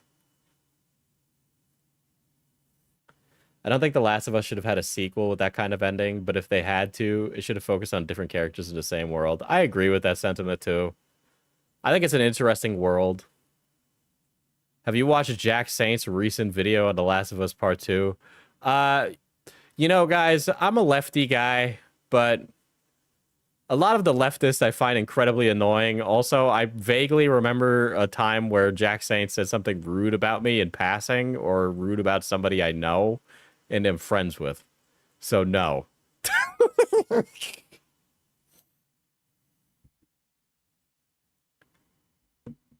But I can't for the life of me remember the specifics other than that vague feeling of a memory. Standard lefty experience with the left, honestly. If I wasn't so stalwart in my beliefs now as a grown man, I'd definitely have fallen right back into being a super omega racist. I thought she is trans. She is not trans. I do believe she is pregnant in The Last of Us Part 2. There's like a there was a conspiracy theory that she was trans, but she is not trans. Anyway, it seems easier to be an omega racist. I think the racist community would welcome me, a brown man, with open arms. But the lefty community would purity test me every step of the way. But, you know, that's why I'm a drama streamer and not a political YouTuber. Anyway, reading back. Gamers were pissed. Neil laughed, assured of his own genius, and they made a TV show based on the blah, blah, blah. Blah, blah, blah. And then Joel's death. And while the story of The Last of Us 2 could have done Joel's death in a better way, they opted not to change the beats or the context and replayed Joel's death now for the normie HBO audience and the TV show that it had garnered. What happened next was as comedic as it was predictable. The audience hit ejectocito, and by the time the feckless finale rolled over the finish, the TV show had lost half of its audience, and no doubt HBO execs were looking for a scapegoat to blame. Hey, anyone got Neil's number? So I know that as shows go on, there's like a tapering off of audiences over a long period of time.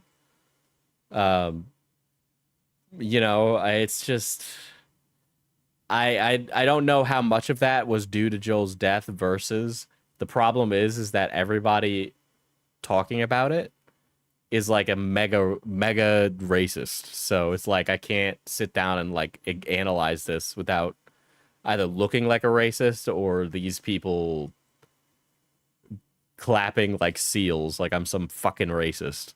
But yeah, I don't know. I don't think The Last of Us had any staying power beyond whatever the games had in the TV show personally, so it's whatever. The Last of Us Season 2 finale ratings reveal a major drop as HBO spins 55% audience decline. The day before this article went up, Naughty Dog announced that Neil Druckmann was stepping down participating in Season 3 so he could transition to complete focus to Naughty Dog and its future projects.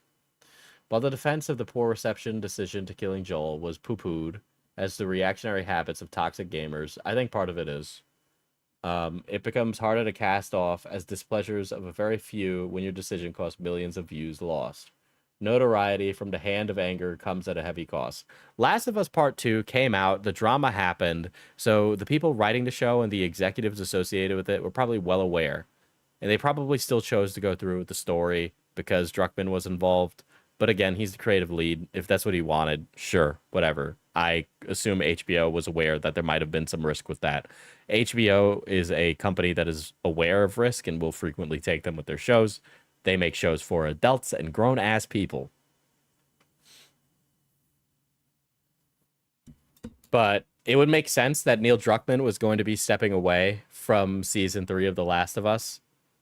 because there is a new AAA Naughty Dog game happening, and I do believe he is leading that as a writer. It's some science fiction game with a bald Asian lady. I don't know what it is, but they said it was woke. The grifters, they said it was woke. Yeah, bald future ninja lady.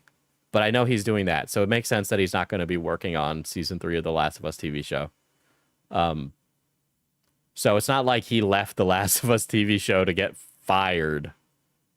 He kind of writes this as if like, oh, Neil Druckmann's taking an L, but he's just going to work on a project that everybody knew was going to take up a lot of time anyway. So it's like, whatever. It's just written very, very sussy. Notoriety from the hand of anger comes at a heavy cost. Grimdark novels have been doing this for some time and still maintain their popularity with readers who like them. But grimdark storytelling is reaching its dying days. This is just one of Joe Abercrombie's book series just got picked up to be turned into a series. I would just like to reiterate that. But grimdark has reached its dying days. I actually think that this guy doesn't understand what grimdark is.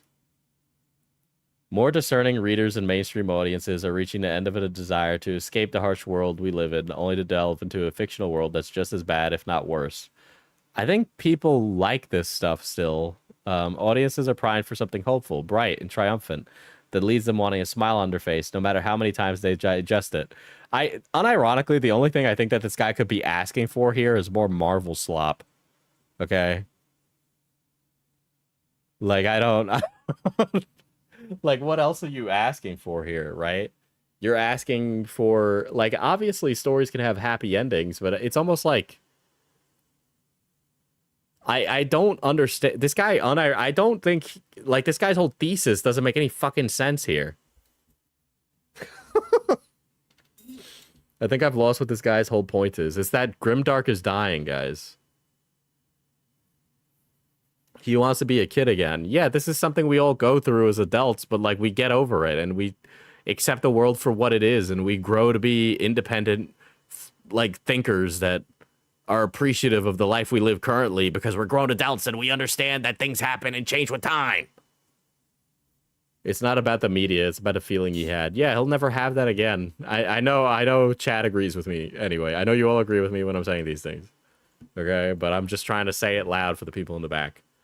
Where, yeah, it is about the feeling he had, right? He wants to be a kid again. He's having this ennui for a time gone by. But, you know, I think there's room for both kinds of storytelling, right? You could have a book that's like really like the hero good, the villain bad, they conquer, right? Obviously something happens in the middle there, but like I read plenty of things that aren't grimdark.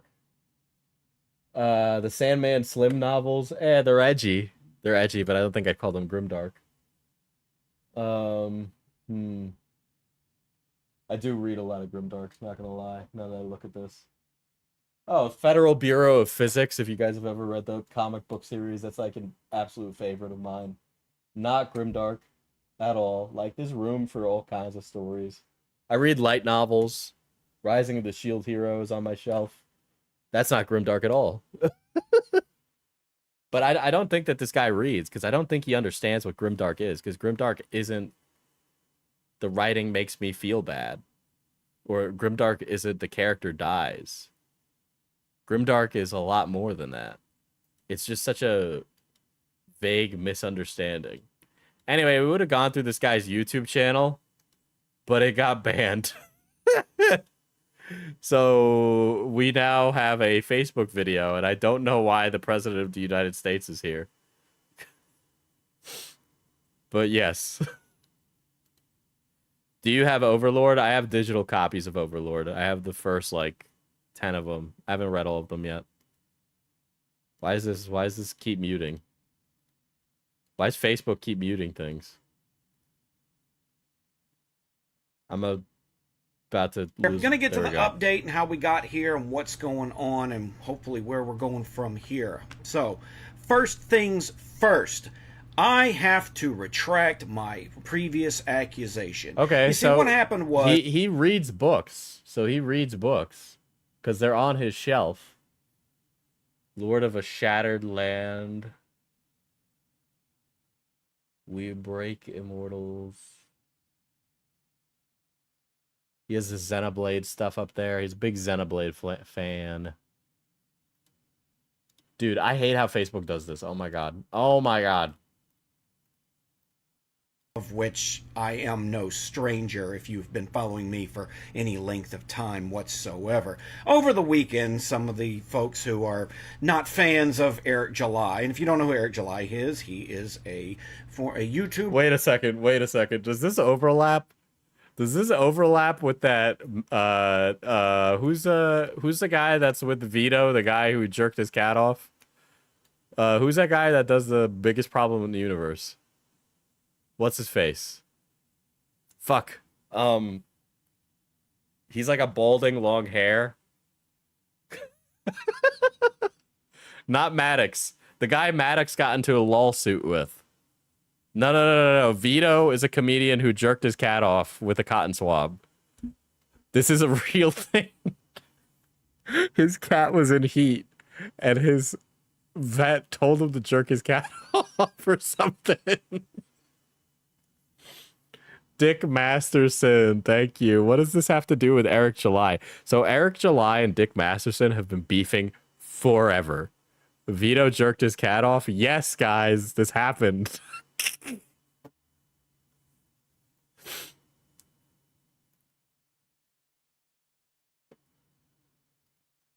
God, yes. Bull guy. Yeah. But Vito jerked his cat off. Not to get distracted with that. But I don't know what this has to do with Eric July, but I'm beginning to see that this is part of a longer story. Dude, I hate Publisher. He's got a comic company called The Rippaverse, of which I am well versed and order plenty of his comics. And he's got a lot of haters who just can't stand the fact that this man breathes. And so there's a lot. I can't even begin to get into this drama.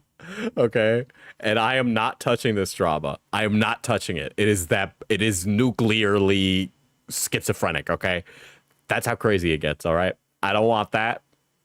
All right. But I have seen Dick Masterson dog on Eric July for doing. Have you ever seen that thing where like an author or a comic book artist is trying to save time, so they use 3D renders for their background and then they trace over it? Eric July would be doing that for his comics, and it's been a perpetual fight for like 1 billion years. Okay, it's literally gone on forever. Okay.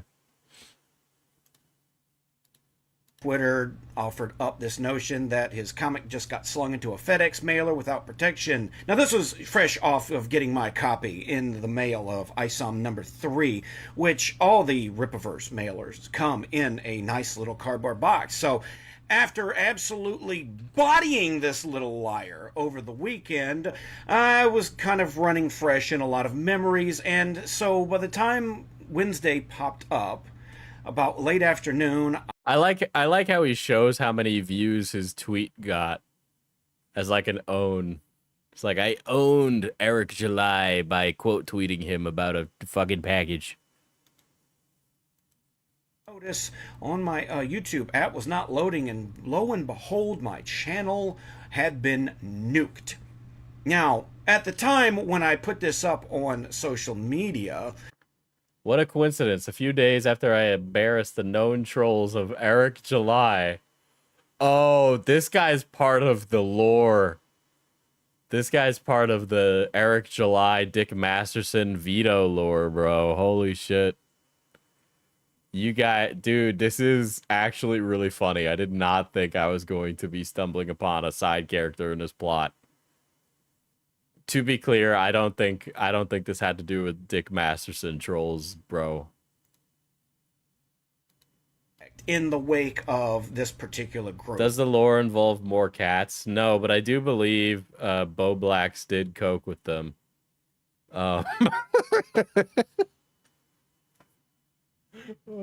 There's an episode of The Biggest Problem in the Universe with Plain Rock, the guy who breaks things, Bo Blacks, and one other guy from commentary is in the room. But I vaguely remember that episode of Biggest Problem in the Universe happening, okay? Nightmare bump rotation. Frankly, knowing what I know about them and the kind of Whisper Network's gay ops behind the scenes. The kind of whispered, bro, I cannot. I cannot. This author just said the word gay ops. Oh, bro, we're so fucked. He should have wrote a novel called Gay Ops, and it was about a bunch of gay men doing sex in the Navy.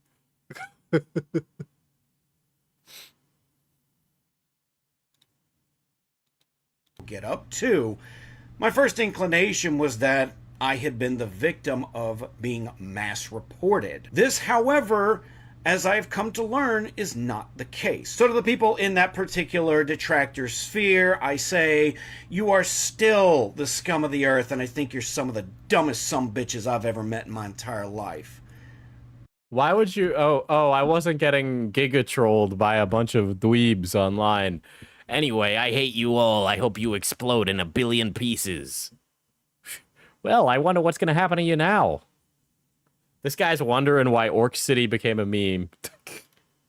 This. So I retract that accusation, and you can go on with your little lives now. So as soon as I saw that my channel was taken down, I knew the first thing I needed to do was file an appeal. And to my shock, it was denied the appeal within 5 minutes. A surefire sign that this was not in a human being's hands. So my only other recourse was to do what I've seen others do when this happens, which is raise a stink on Twitter. And so I did, and I have to offer a massive amount of thanks to the extraordinary amount of people from both big and small areas of Twitter and YouTube who jumped in to help signal boost this issue to YouTube in order to get them to contact me. From the bottom of my heart, I'm humbled and appreciative and thankful for all your help and support in that endeavor. And indeed, YouTube did reach out to me, and I have been going back and forth for the last couple of days with somebody who's very obviously not on the same time zone that I'm in, but based on the fact that most of our correspondence is happening in the middle of the night, they're probably on the other. You should write a novel about internet trolls doing gay ops, but written like it's a high-stake espionage thriller. How about I get this, like, really big metal rod, and I stick it up the urethra of my penis? How about, I think that would be a better use of my time. This all started because Vito is jealous of a successful black man. I mean, okay, I don't know. Jesus, Diesel. I tuned in at a good time. Just pretend I didn't say that about sticking a rod up my... Diesel, some of your fans might actually want you to do that. I don't think they... You think you want that, fans of me, but you don't want that. You don't want the sounding. You don't want my sounding arc, or if you stream it would be financially sound. No, we don't. Listen, I can't write a book about internet trolls without sounding like the biggest, like, target ever.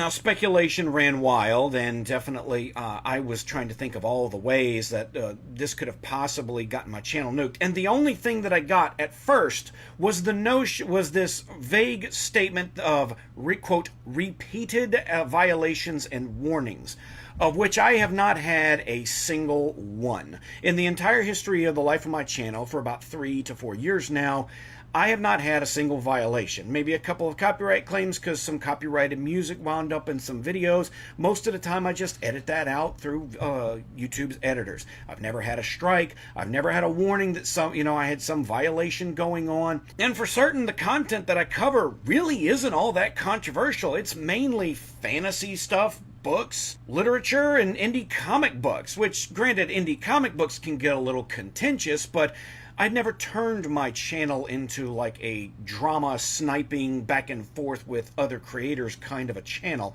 I very much didn't like that I very much don't care for that kind of content, so I would make sure that it's not the kind of content that wound up on my channel. To be clear, he does do that with creatives. Like the Kojima thing was an example of that, and I'm sure he was being a little comedic about it.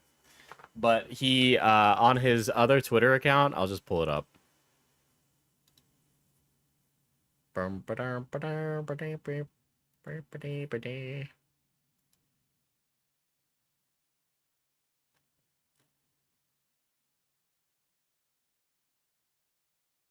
this is his other Twitter account. He says, "Come on, you got to be kidding me. I guess the Dustborn devs had to get work somewhere." Look, man, you don't need to fucking play the game, bro. Okay? Like, people were first of all, people are constantly bitching about like black people need their own characters. We need to stop race swapping. Okay, sure, fine. Then all of a sudden, black creators go to make a black created game for the black community. And then you still have a fucking problem with it? Which, by the way, this one looks okay. It kind of looks like Prince of Persia. I just kind of wish it looked a little more interesting. Some of the world design looks cool, but like some of the character design is kind of lacking. I feel like it just, I don't know, it kind of needed like a different art style. But this is what he's complaining about. Treaties were signed, promises made and broken. Is it stealing to take back what was stolen? It is also suffering from the it's on the nose kind of thing, right? This is clearly making a critique of like, you know, the British taking something, putting it in their museum, and then so these guys are like, we're gonna steal it back. Who's stealing them? Us.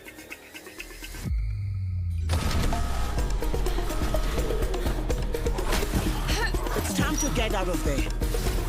Let me introduce a friend of mine. Smart, agile, and will let you look into places with the tightest security. I mean, it looks neat. I don't know. It doesn't. I feel like it needs kind of like a Mark of the Ninja type art style or something.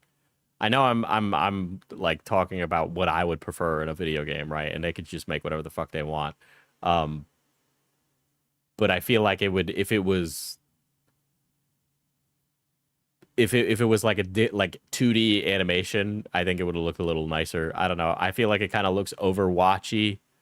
It looks a little too much like Overwatch. Okay, that's just what it looks like. But yeah, I mean, it looks fine. I don't. Let's go! I could probably bench press every one of them. But it's like, okay, they're going to make their own thing. Okay. Like, who gives a shit? They go to make their own thing, and you still got a fucking problem with it, bro. Like, Jesus Christ. Ugh.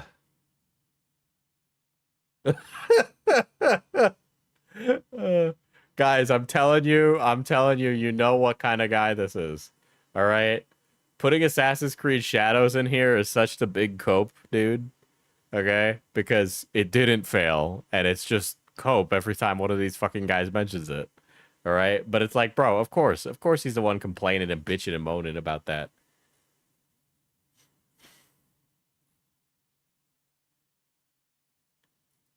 This guy would not last in the drama cycle. I can tell you already, this guy would get cooked. This guy would get cooked. If he got, like, I'm sure he's taking a lot of heat for the Orc City thing, but if somebody actually started to, like, dog him on, like, his fucking, like, support of some guy that, like, Yorch or, like, Grums or something like that, this guy would be cooked into the stratosphere because it's all this, like, cringe, borderline homoerotic, hating black people thing, okay? But let's find out why his channel was banned, okay? I hate Facebook. Earmarks of a mass reporting operation, which, again, that group that I retracted my accusation from was known for doing. At the time, it seemed like the most obvious thing going on.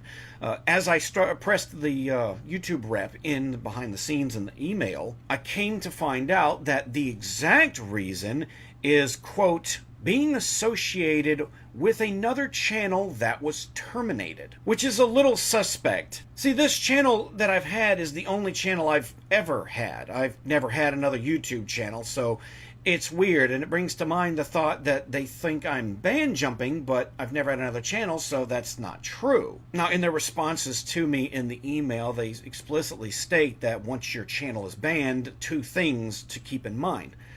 One, you can't create another channel and start over from scratch, which I would have done if that was not against the, their particular clause. But 2, you can't platform somebody else that's been terminated. And therein lies the key, because it was finally I got the answer. The exact reason my channel was terminated was because it was associated with another channel that was terminated. And since I haven't had another channel terminated, that meant they thought I was helping someone else jump their ban. Who could that possibly be? There's only one person it could be. Ryan Roger Athay had his YouTube channel nuked. Who? Who? I feel like I've come into a drama story like really late to the game. Yeah, you broke a rule and you're being a piss baby about it. Yeah, I guess he put him on the channel. Which 2 lefty streamers should box each other? I don't know if this counts or would work, and it would be a completely uneven fight, but can we just finally get Tyler and Sunday in a boxing match together? Nobody would want it. It would just be the bum match outside Waffle House, but I think we really need to put like a cap on that story so that way everybody can move on with their lives.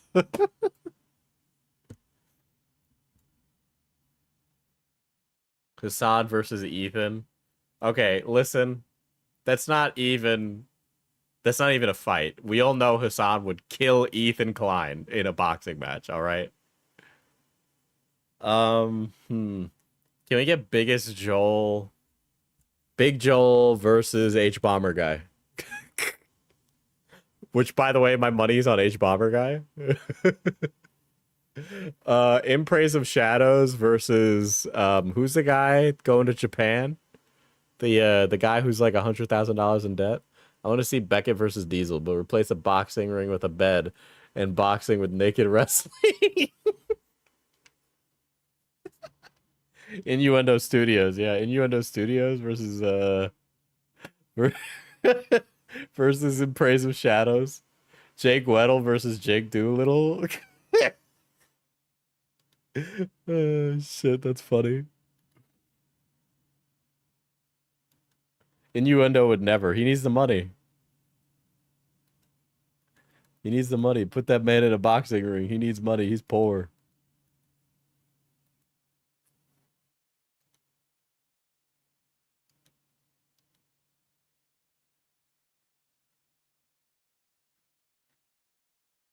Also, Mr. John A. Douglas of Orc City fame, literally just like all of he's covered in AI slop everywhere. But yeah, this guy, I don't like him. I don't like him. I am not a fan. Diesel versus Marjorie Taylor Greene. I mean, if it was all, she might put up a good fight, not gonna lie. She might put out a... she might put up a good fight.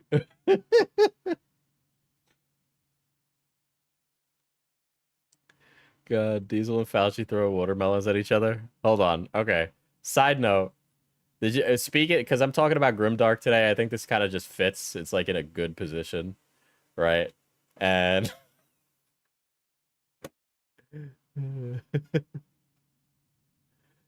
By the way, I don't believe this. Pro tip, you can read 100 books per day by asking ChatGPT to summarize them for you.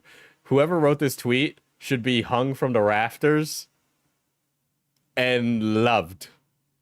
And not anything else. We're not executing people. But if we did execute people, it would be with the gallows. But we shouldn't, because it's bad. And I'm not saying I would, but that guy is evil and should be loved. Sub-Zero IQ. You laugh, but this is unironically how most Warhammer fans digest the lore. Well, that might be how Major Kill digests the lore these days. But he's too busy running an Australian raffle, so I don't know. And then this guy responds, most books are written by leftoids who hate the setting, so that's a completely fair way to be up to date with the lore. And then this guy memes on it and says, silence Warhammer 40,000 fan, a person who never read a Black Library novel is talking. Which, by the way, I haven't really seen any books in the Black Library setting be woke. Dawn of Fire features a Black Marine. Yes. But, like, come on, man. Who the fuck gives a shit? Who really gives a shit if a Black Ultramarine exists? And then the guy sees that he's getting fucking clowned on.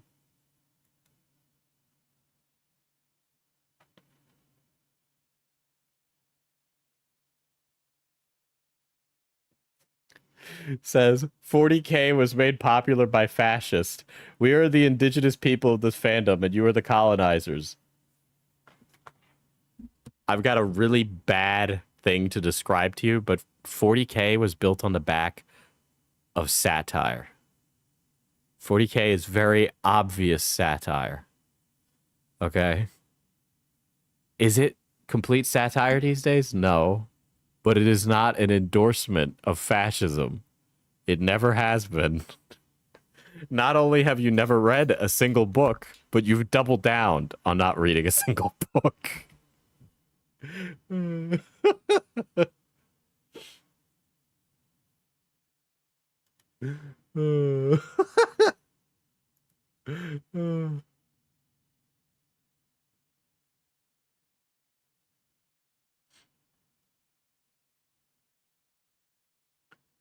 Hold on, there's another one.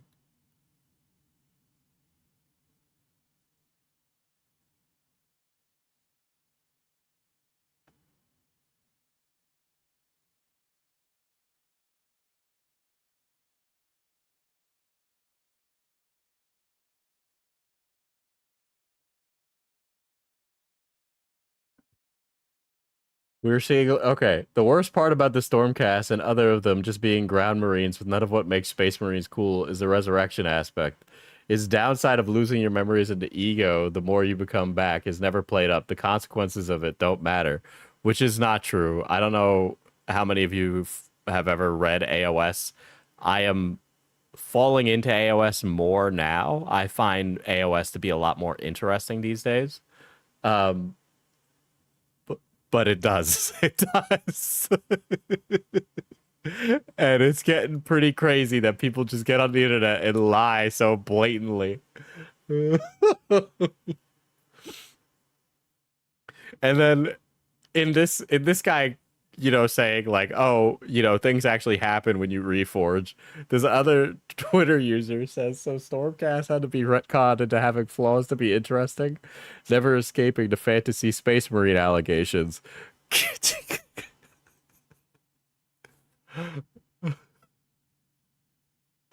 Oh my god.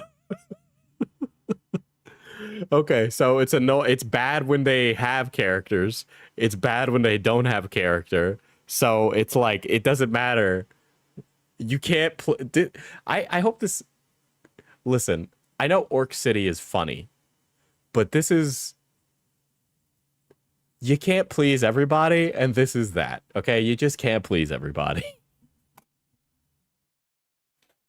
Because these two guys both want very different things from AOS, and neither of them seem to participate in AOS.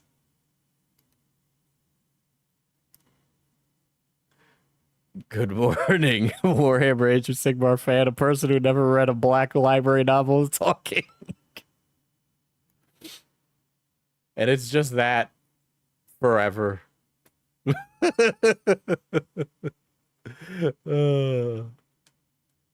It's almost, it's impeccable, the lengths people go to these days just to lie.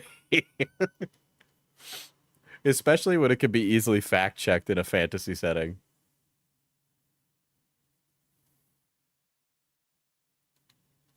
But yeah, that's this stream.